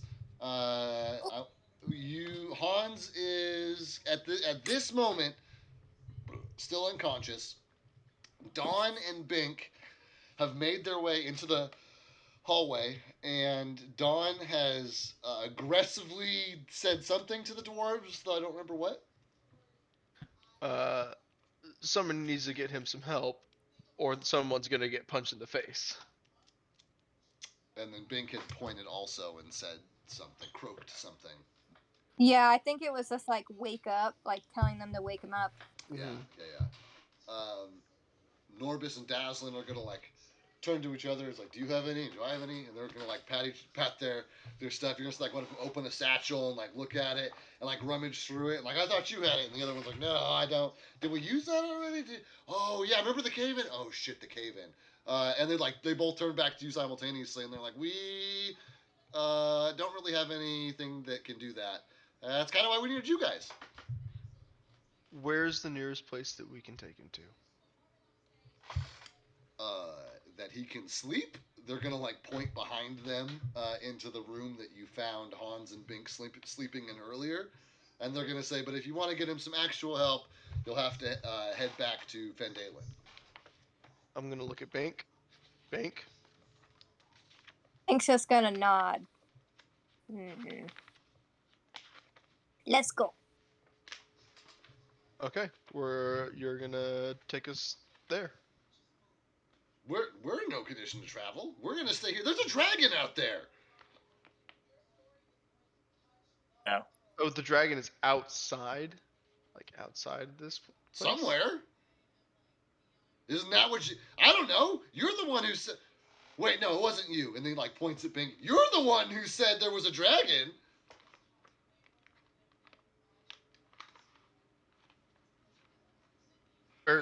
Where's the dragon? Bink.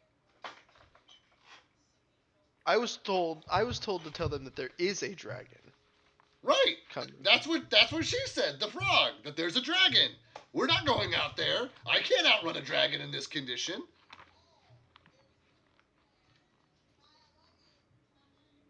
Bink is gonna start croaking like the and like get into a battle position to try to intimidate those fuckers into coming. She's pissed. Otherwise, she's gonna eat one of them. Dawn? I'm gonna tell him she's getting ready to eat one of you. She rolled a dirty 20. How about you, Dawn? You were going to intimidate them also. It's probably not worth a lot though. No, 12. Great. They do appear to be. They do like flinch in response to the threatening, and say, "You can threaten us all you want, but we clearly are in no condition to be moved." Really, they came to. Town Master Harbin said these brutes for us. I can't believe it either. Norbis, I know you can walk on your own. I just watched you do it earlier. I'm not leaving No, it's Dazzlin. not. Dazzlin, you're coming with me. And Dazzlin says, "Oh, really? And I'm sure you'll drop me as soon as you sight a dragon. I'm sure you'll be very interested in bearing the weight of a dwarf, and you will in no way leave him for dead for the dragon to kill." Okay, wait, could Bink help him? Like, you know what I mean? Wait, hold on. Has she done one on Norbis? I heard intimidate them, so I have been treating it as an attempt to intimidate them as a unit. No, I mean, has the heel kick that she did on Dazzlin, she didn't do one on Norbis, right? No, but there's other, that is only to Oh, they're okay. not in bad enough condition for you to need to heal them. Like they're already stable, they're already splinted, they're already in the best condition they can be considering. So like it's not going to make a difference, I guess, is long and the short. Okay. I have Don Lonson dialogue for you. Cool. For Dazzlin after that. Yeah. When you're ready for it. It's all at the same time. Go for it. I'm gonna say, son, a Lonson is only as good as his word. If you're gonna go out, I'm going out with you. Though you don't deserve it. Diplomacy, please. Okay. 14. And Norbis kind of turns to Dazzlin and says, I mean, they did help us. And Dazzlin's going to turn and say, yeah, but they're going to be dragon toast. They're not going to... We're safe in the mountain. We're dwarves. We belong in the mountain. Norbis and Dazzlin are going to turn to you all and say, well, you were sent to warn us of the dragon's presence. You've done that. They are going to each pull a necklace out off of their or from around their neck that has like a dwarven rune on it, and they're going to hand the pair of them to you and say, this should suffice for them for Harbin to believe that you delivered the message. And he said, please leave them with our cousin. Please leave it with our cousin in town. You can find him at the inn, at the Stonehill Inn. We will not be coming with you. We'll be staying here. Thank you very much. Bink? Bank is gonna let out one little and just go and hop back onto Dawn's head. I take that as a yes. And I'm looking for a nod or a shake of the head. Yeah, she gets pissed off, but yeah, she's ready to go. I'm gonna say, I'm gonna look at the two and say she approves, and I'm gonna hold my hand out.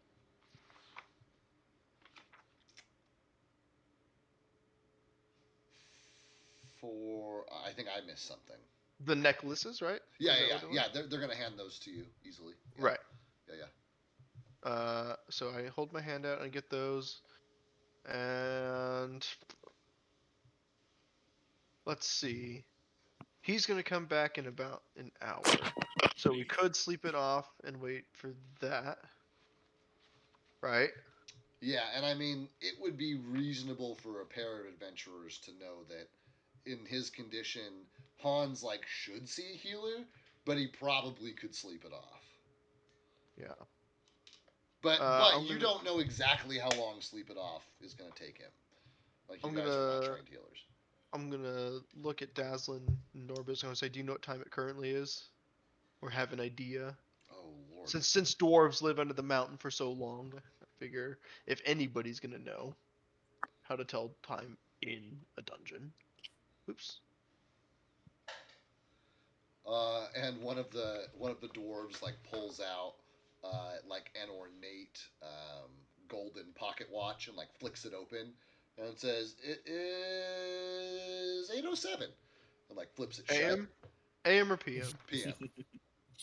PM. Bink would say we sleep it off until morning and then. There. Bink is gonna just. It kind of nod her head. Okay. Well, gentlemen, we'll be using those beds for now. Well, sounds great. We will just be here, piled in the corner, and they both make their way just into the chamber and just fucking collapse, and both are just one's leaning up against a pillar, the other one's just sprawled out on the floor, and they're out before you guys even get through the room. You guys head back to the bedroom, presumably with Dawn carrying Hans, because Yeah, I'm gonna put Hans in one of the beds and I'm gonna tuck him in. I'm gonna pat him and say, "You did good, son." It's adorable. And everybody beds down for the night. Hans has some crazy fucking dreams. And then you guys all awake. I would say bright and early, but you're all sore and feeling the battle from the day before. However, you're. Let me see here. What have I ruled for? Know what?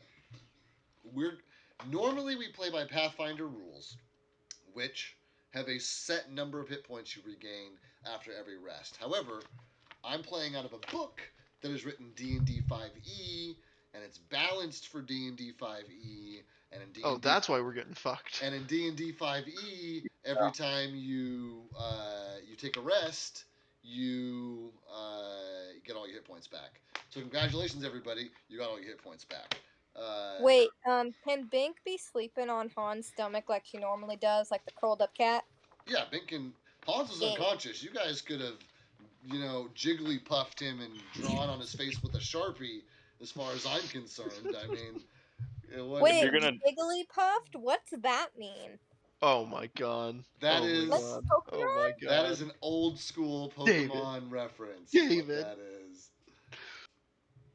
Okay, I know who Jigglypuff is, but what is the action of Jigglypuffin? In the original animated Pokemon series, where Jigglypuff makes her first animated appearance, she sings and puts people to sleep. But I know this. She loves performing and singing, and is very frustrated and angry when her music puts people to sleep. Her audience. And she never gets the applause that she's looking for.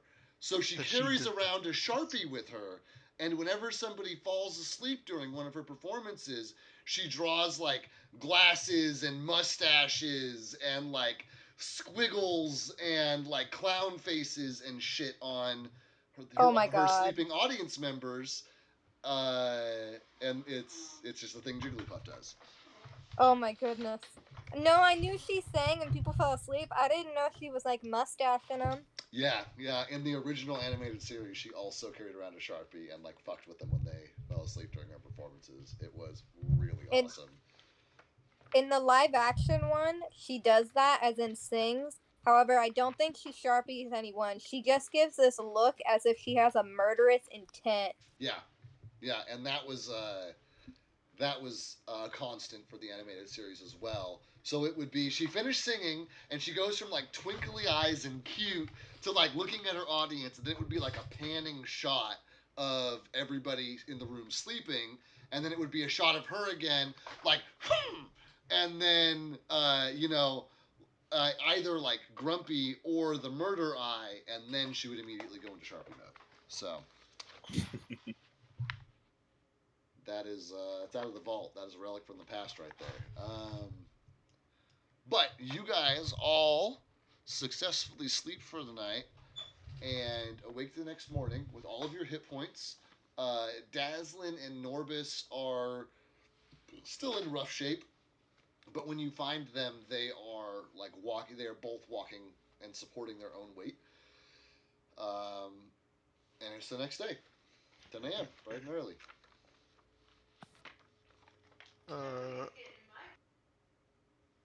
Well, should we go talk to Norbis and Dazzlin and see if they have a better idea other than stepping outside where there's a dragon? I'm assuming upon hearing this sounds like a dragon. What dragon?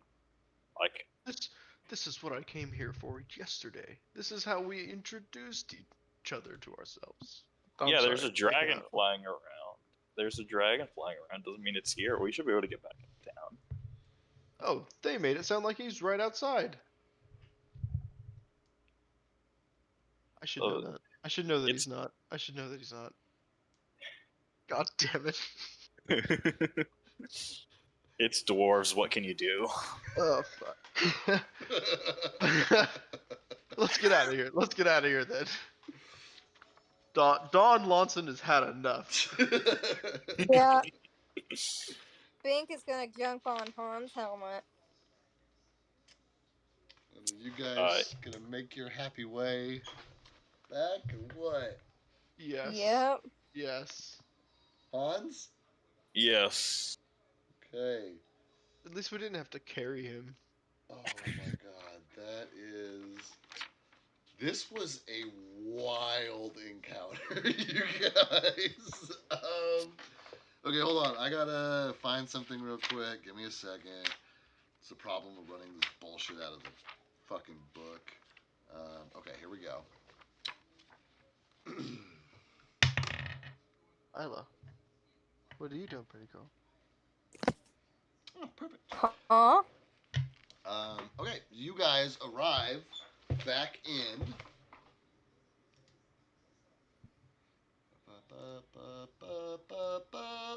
The town of Phandelver. Just, a day or so, at the end of the day's journey. And you, let me see here. The two of you who have done this before, I guess I should say, Hans and Bink, know the drill as to how to get paid. I don't know that the same can be said for Don. I could roll for it if you want me to. I mean, so you've got this job off the board that said, see Townmaster Harbin Wester, when the job is done. And that's... And where's... Oh, a Harbin Wester. Okay. That's the information that you have, basically. Oh, I see. Where's Harbin Wester? Let me scale this down. How do you go scale down again? You click on the item, and then the arrows show up on the side, and you, pinch it. Yeah. Okay. I'm assuming Bink with Hans with Bink, they start heading towards Harbin Wester. I'm also assuming in the meantime they basically fill in that dwarves aren't coming, but they got the net from the. You cut out? Basically fill in that they have the necklaces from the dwarves to turn in. Is what you're telling to Harbin? I'm assuming that's what they told to Hans on their way back. You gonna tell Hans anything about Harbin, or are you just gonna... I think he kind of wants to see. He wants to see. Okay. All right. You guys make your way into town, and Hans and Bink lead you, Dawn, to a house which is, obviously... It's obviously a well-kept house, and it's a nice house. But it's not a mansion, it's not a manor, it's not gilded or anything. It's just, it's not as basic as can be like most of the buildings are in You would appreciate it, but not ogle at. Right, exactly. And you all are standing before this home.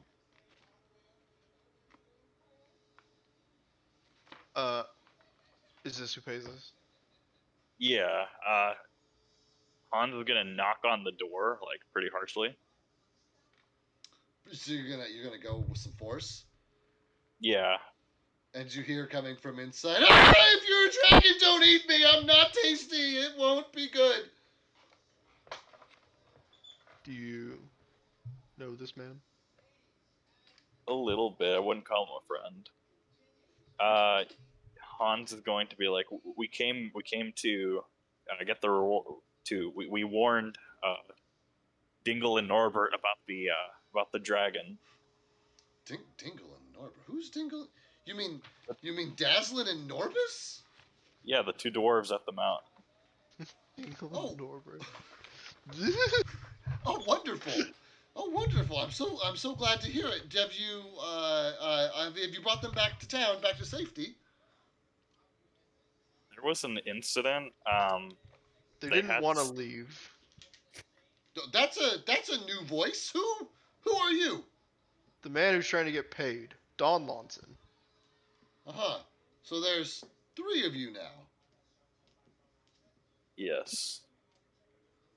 Well, I'm sorry, you were telling me about Dazzlin and Norbus and this incident? Basically what he said. She's like, but they do know of the dragon danger? That's why they didn't want to leave.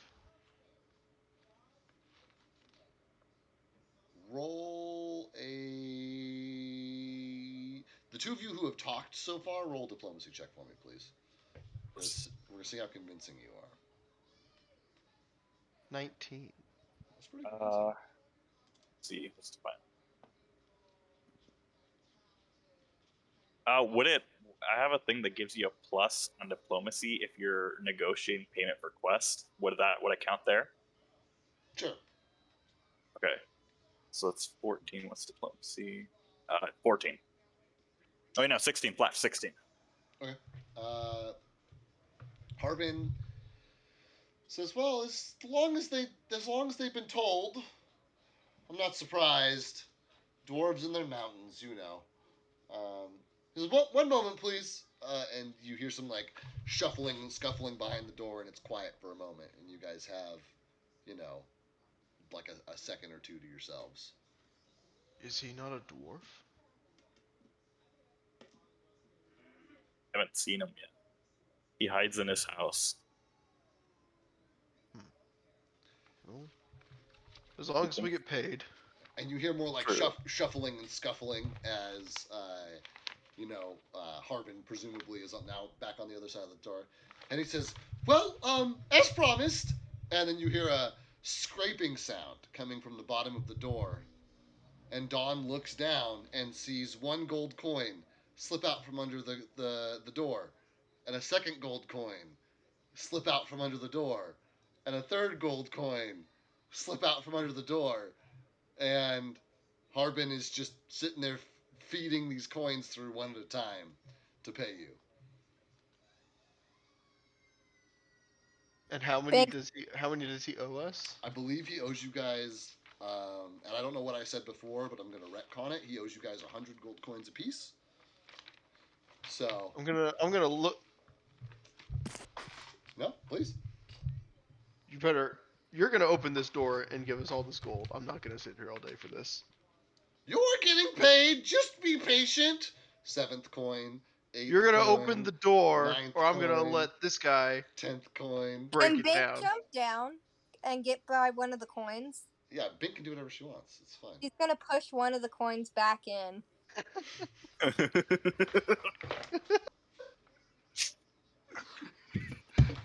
And Harbin says, oh, I'm sorry. Do you not want to be paid? Is this pro bono work? And the coins stop coming. You're gonna give it to us all at once, or Hans here is gonna break down your door. So it's not pro bono work then. That's correct. 13th coin comes out. 14th coin comes out. 15th coin Bink comes is out. gonna like 16th coin push comes out. another coin into the door. Let me see what Hans has in his bag. The coins. I'm gonna The coins. I'm gonna grab the door handle. I'm gonna try and open it. It is obviously locked.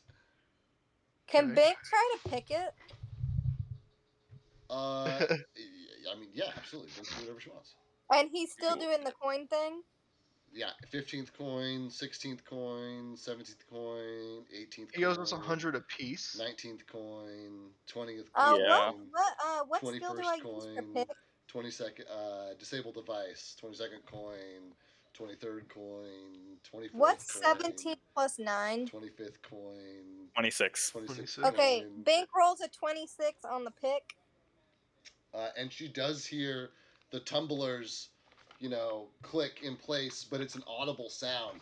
And Harbin immediately starts fucking screaming, help! Help! Oh my god! Help! Help me! Bink's gonna open the door. It does not move. And there are villagers who are starting to collect behind you guys now. There's about a half a dozen villagers saying, hey! Hey! They're fucking fucking with Harbin! And like doors are opening, villagers are like poking their head out. You're seeing like a crowd of people come from the Stonehill Inn. They're starting to like wander over. Hans just kind of yells, like, we're busy people. We can't spend all day just to get paid. And are you saying that's a Harbin, or? I guess he's kind of yelling this so that the people behind him could hear, so I'm assuming Harbin would hear. Okay. And Harbin's still just screaming, help! Help! Vandals! Vandals! Vigilantes! And... Oh, Jesus Christ. And people, and at this point, it's a dozen people. It's 24 people. And they're armed. And they're forming a mob around you guys. They have, like, encircled you. So, there's no way out except into Harbin's house, which is locked, or through the crowd. And they're saying, hey, you leave him alone! Hey, what are you doing in there? Well, I suppose we'll sit here and wait then. Can We Bink have make no a other comment? choice. Can Bink try to Bink can persuade you guys people? can do whatever you want. I mean, you can only... Okay, Bink's gonna hop forward in a little, like, she's definitely trying to maybe be a bit cuter, you know, the cuter frog pose, the big old thighs. And Sorority squat. shorty squat, yeah, and basically just like, we collect money for quest. 300 coin. We pick up, but not under door. And she's trying to be as like, she's trying, I guess, like, persuade them by being a bit friendlier than normal.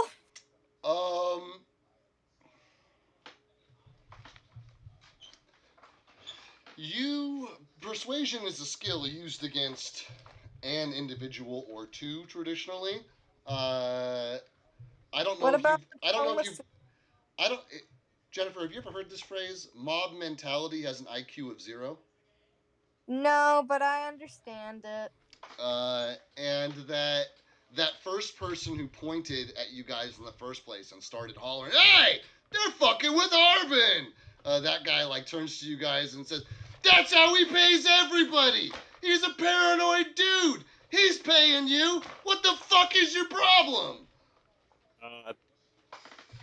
He's gonna like definitely like puff up, bolster up, and try to like intimidate them to like kind of let them know what he's basically gonna be like, you know, we can't be spending here, you know, 2 hours waiting to get paid when people like, you know, Dingle and Norbert at the mountain, you know, they could get attacked by a dragon in that time.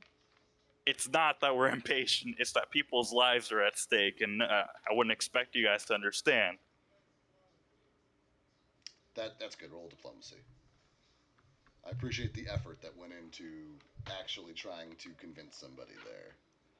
Diplomacy or intimidate? That's a diplomacy. You are pleading. Oh. You cannot intimidate a crowd of dozens of people. You can plead with a crowd of dozens of people. Can Bink try to help with this role? Nope. Like, this is Hans. 12. And it has about as much effect as you'd expect it to. And they, you know, they say, "What you're getting paid? Isn't that the job you're getting paid for? He's trying to pay you for doing exactly that."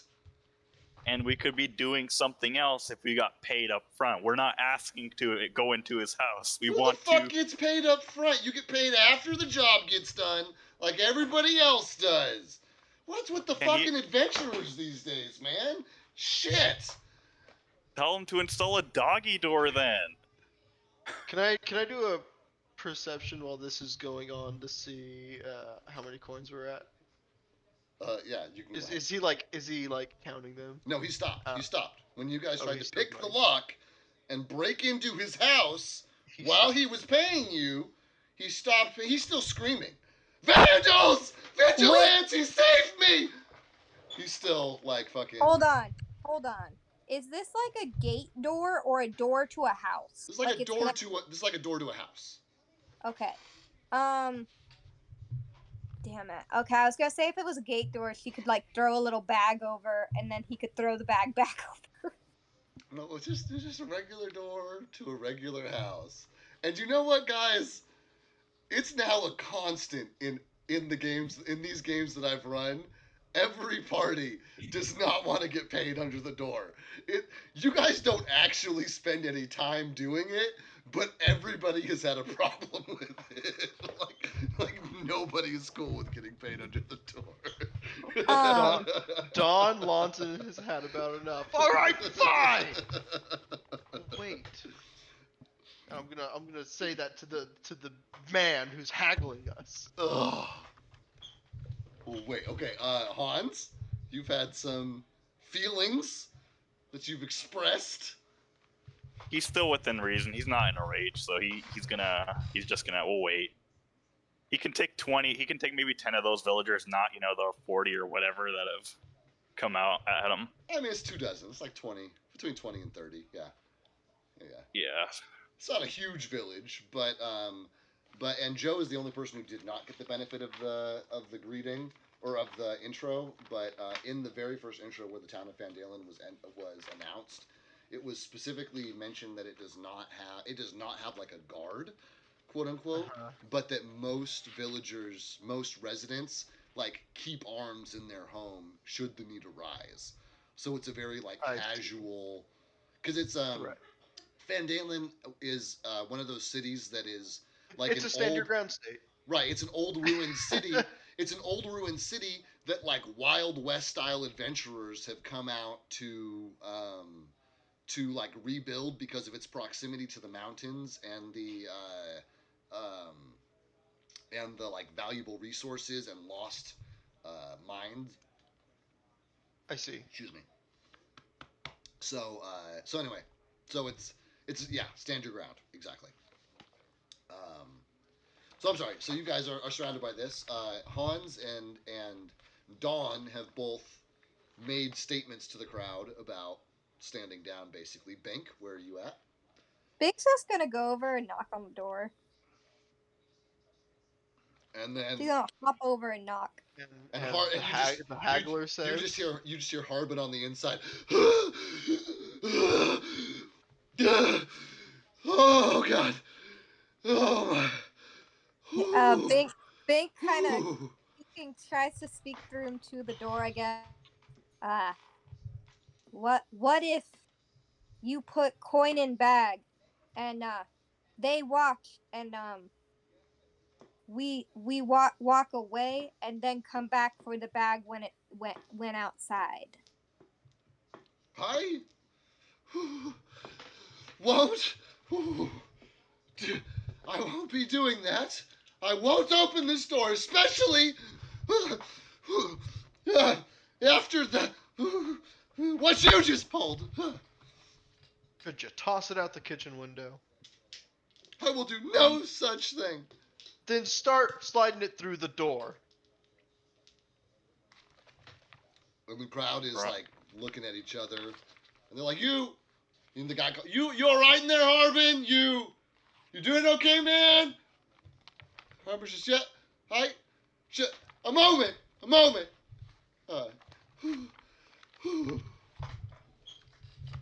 gonna keep giving him a hard time? Or you gonna give him a minute? I dropped my dice. No, we're, I think, impatiently waiting.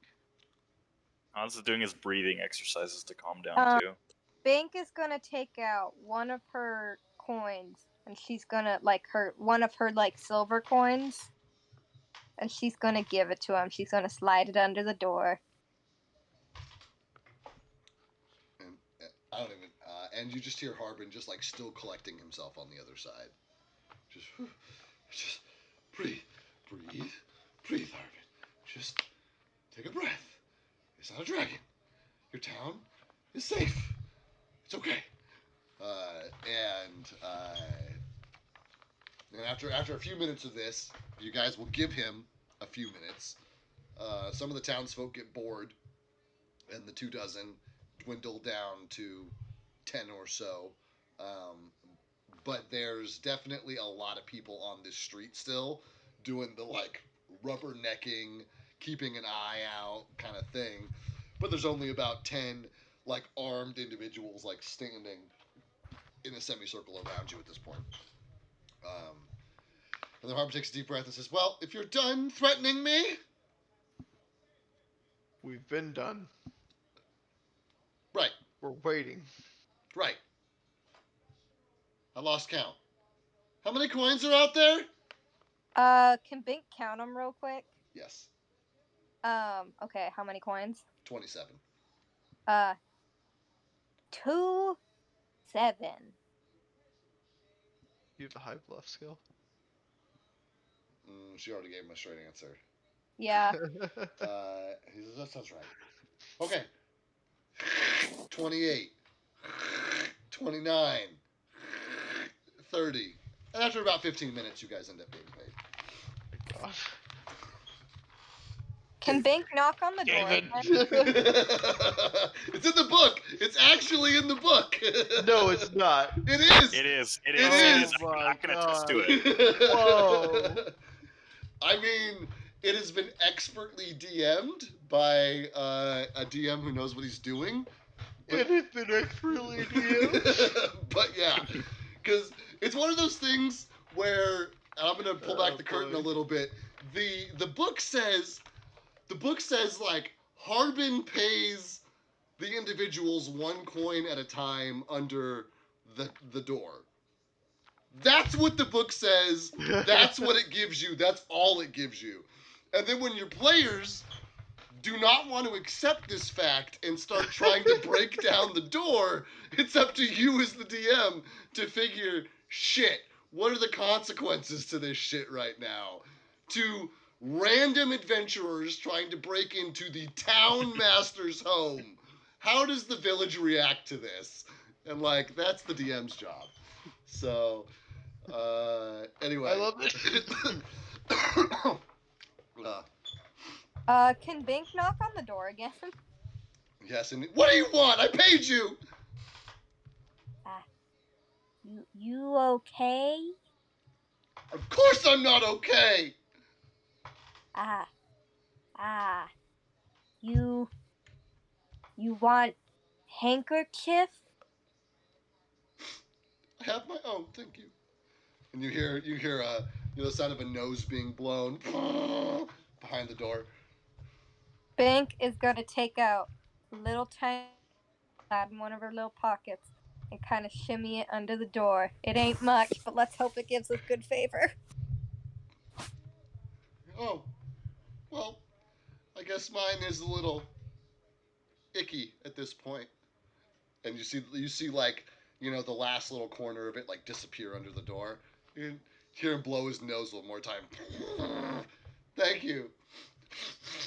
Okay. Bye-bye. And she's gonna go and jump back on Han's head. And the leader of the mob, who is one of the 10 armed people who are still around you, says, "Yeah, adventurers, you keep out of trouble. We're gonna be keeping an eye on you." Listen, man, we just got things to do. Yeah, don't we all? Bink is like a really confused expression. And I gotta go, keep eye?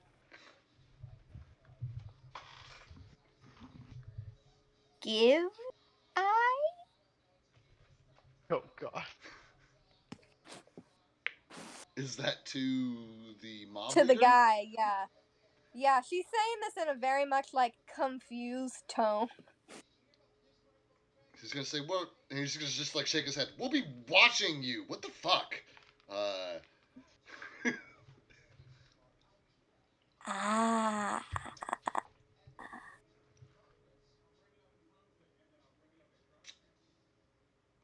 So, Can I see what the villager's face is in response to that noise? Yeah, without rolling, it is like he's like it's one of those things where he's like turned to the armed villager next to him, and he's like kind of like gesturing over his shoulder, like, "Can you fucking believe this shit? Like, are you seeing this shit? Like, what the fuck is, you know what I mean? It's like one of those, like, what the fuck is what the fuck? Like he's just like, it's like one part exasperation, one part frustration, one part like just raw anger. Just like what? But that's basically Right. his response. Well, we'll be on our way then. And are you guys making your way up the street and back towards town center? Yes. Yeah. Oh wait, no. To the tavern.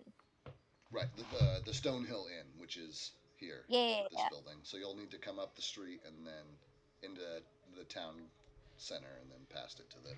Okay, yeah. To the tavern. And you guys are definitely like being watched by fucking everyone as you make your way to the Stonehill Inn. Like there is not a single villager who is not just like unabashedly watching you guys walk through the space. You catch like shutters, you catch a glimpse of somebody out of a shutter and the shutter closes of the house. Kids are looking at you, and then you like make eye contact with them and they like duck away, behind a building or behind a tree or something. And you guys approach the outside of the inn where you can hear like quite a ruckus and commotion from inside, and as soon as you all cross through the threshold into the inn, the place falls dead silent. I think it's just gonna go hi and try to give her best gummy little smile.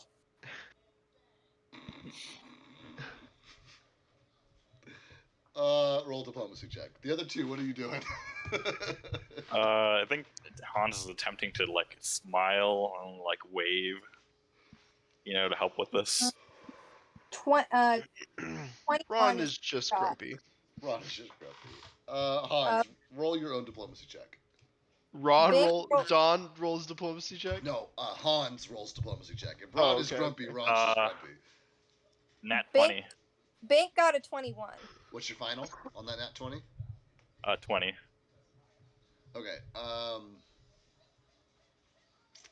The table physically closest to you guys, like, catches, like, Bink, like, smiling dumbly, and you catch one of them just, like, breaking their, like, solid staring dagger's face, and they just, like, kind of chuckle a minute. And then he starts laughing, and the person next to him, he's just like, hey, stop. And like that table like cracks, but the rest of the bar is still staring daggers at you guys, with the exception, of course, of the guy who Toblerone. the guy who has a name, Toblin. Thank you, Toblin Stonehill,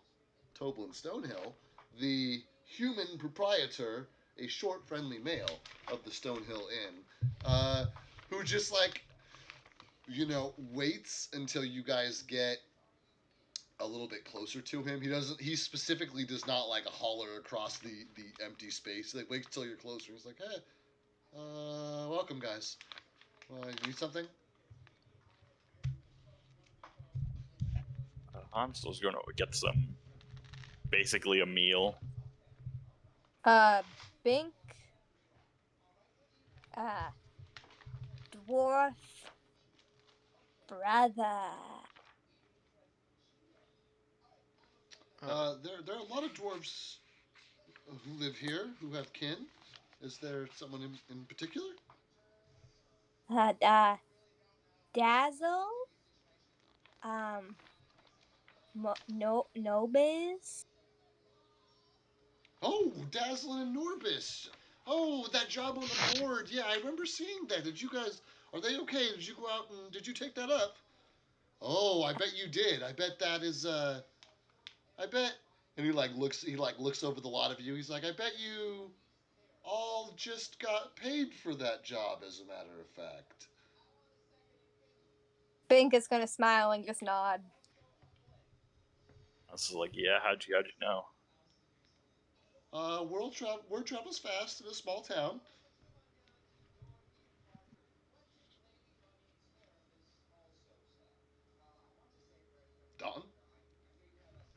on. I just want to give you an opportunity for input.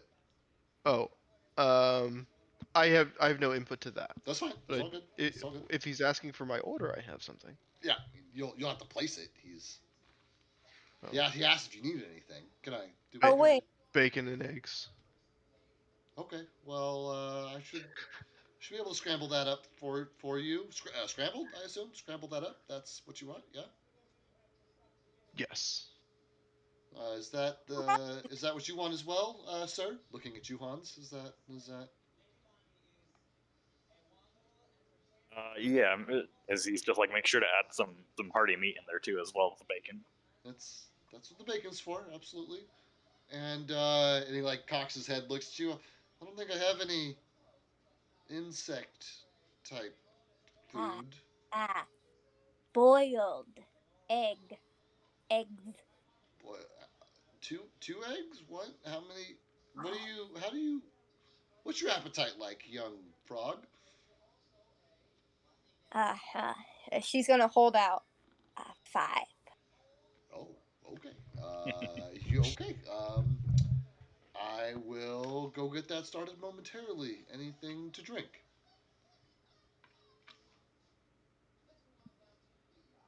Just a beer.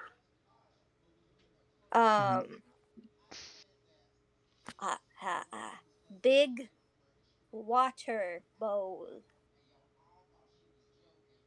Milk. 7 silver for Hans, 6 silver for Dawn, 5 silver for Bink is the cost for your meal and drink. Okay. And assuming that you pay the man, he collects your payment and provides the drinks requested and goes and says, I will be back with your food when it is ready. Please don't talk to anyone.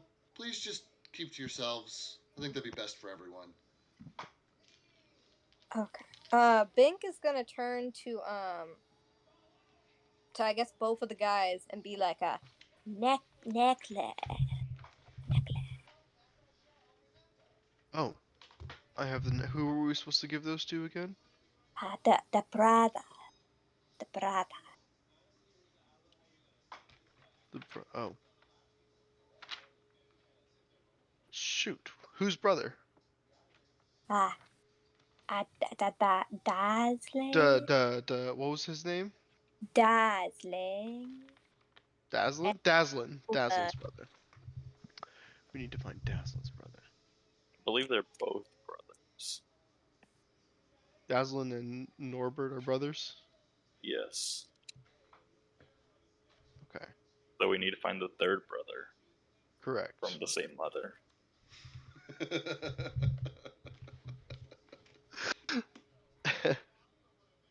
I'll ask the barkeep when he comes back. Okay. If you guys are I forgot I had those necklaces. I didn't write that down. If you guys are willing to hang out for a couple of minutes and not cause any trouble, then after a little while, he comes back with first your drinks and then your food. For the 2 of you who ordered food, or for I guess 3 of you, different food. And he has your boiled eggs for Bink and bacon and eggs for the other 2.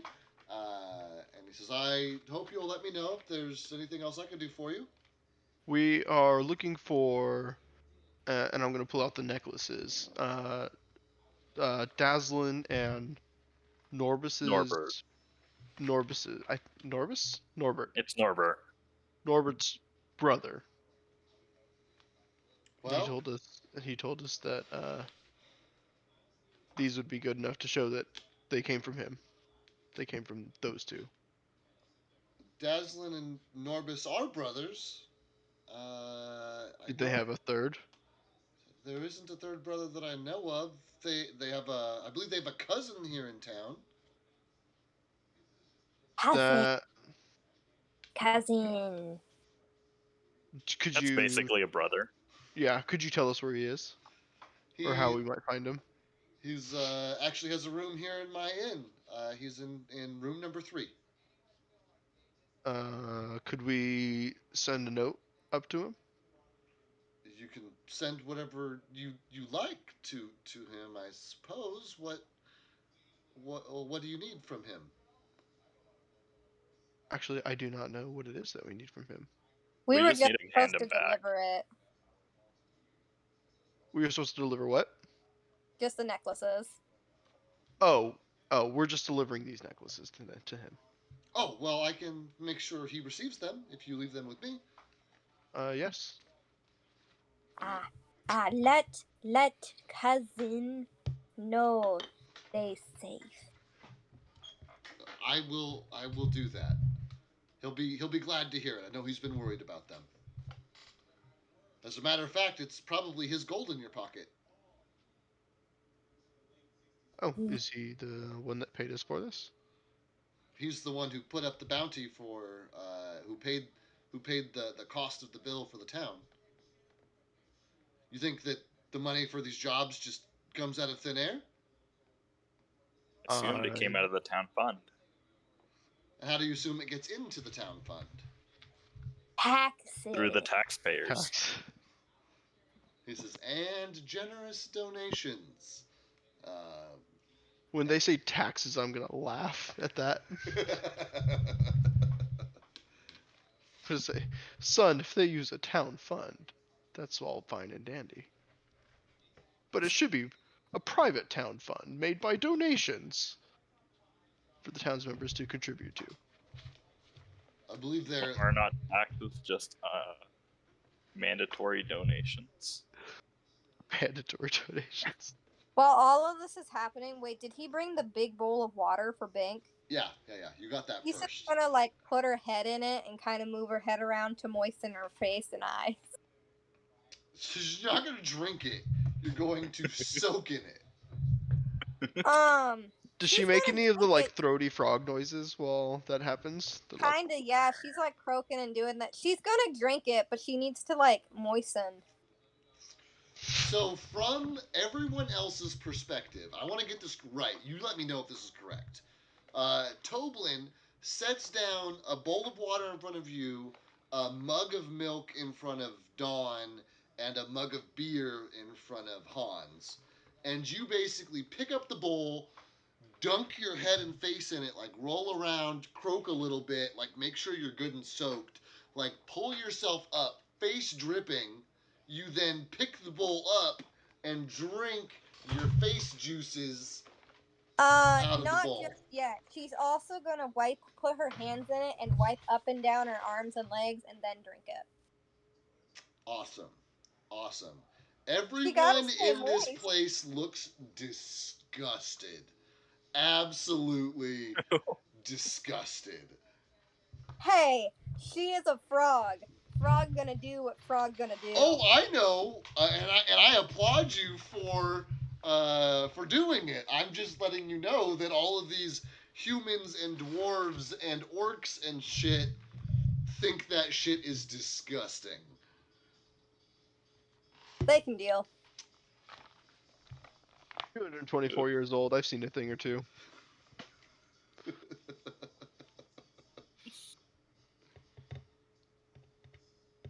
I think Han just looks and amazes me, but he doesn't say anything. Cool. It's gonna take one whole. You cut out, Jennifer. I'm sorry. I said then she's gonna take one boiled egg and swallow it whole. Leaving her with 4 more. I'm assuming the other 2 gentlemen are going to dig into their meals? Question mark. Correct. Yeah. Cool. I'm going to do a little DMing and say that you guys eat your food and do your decompressing. Do you have anything you want to specifically say to each other? Is this? Are we getting ready? Is this like you're telling us to like? We're getting ready to wrap up the session. I'm wrapping up the session. Yes, exactly. That's exactly Okay. what I'm doing. Seeing as I may or may not be back for the next session because I don't know what my Wednesday plans are. Yeah, I'm trying to give you- and for whatever it's worth, from a gameplay standpoint, these are 2 of my 3 Wednesday night players. My third Right. Wednesday night player has a really unpredictable work schedule, and so, you know, this month and last month have been really terrible for scheduling, and he hasn't been able to make most of the sessions.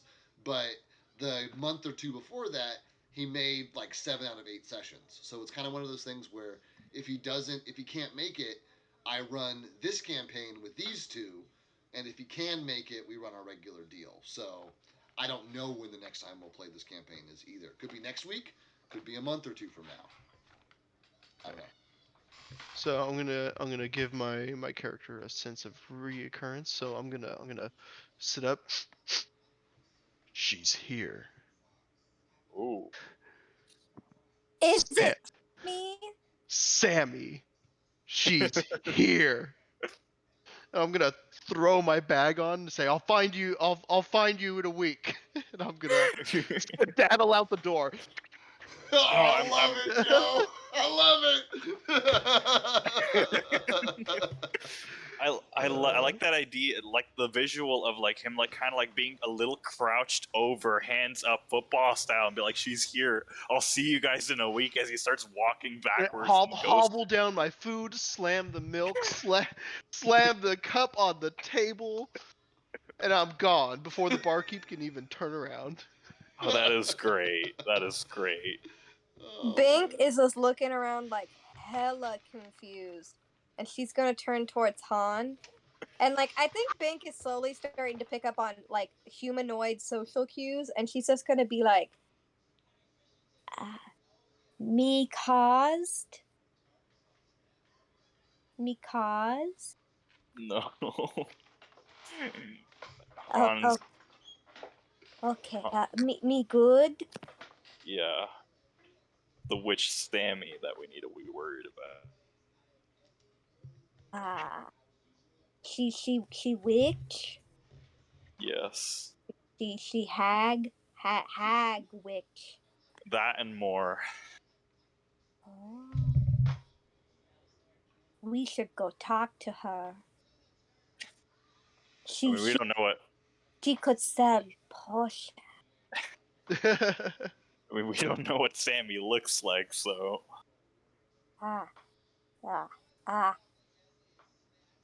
Barkeep.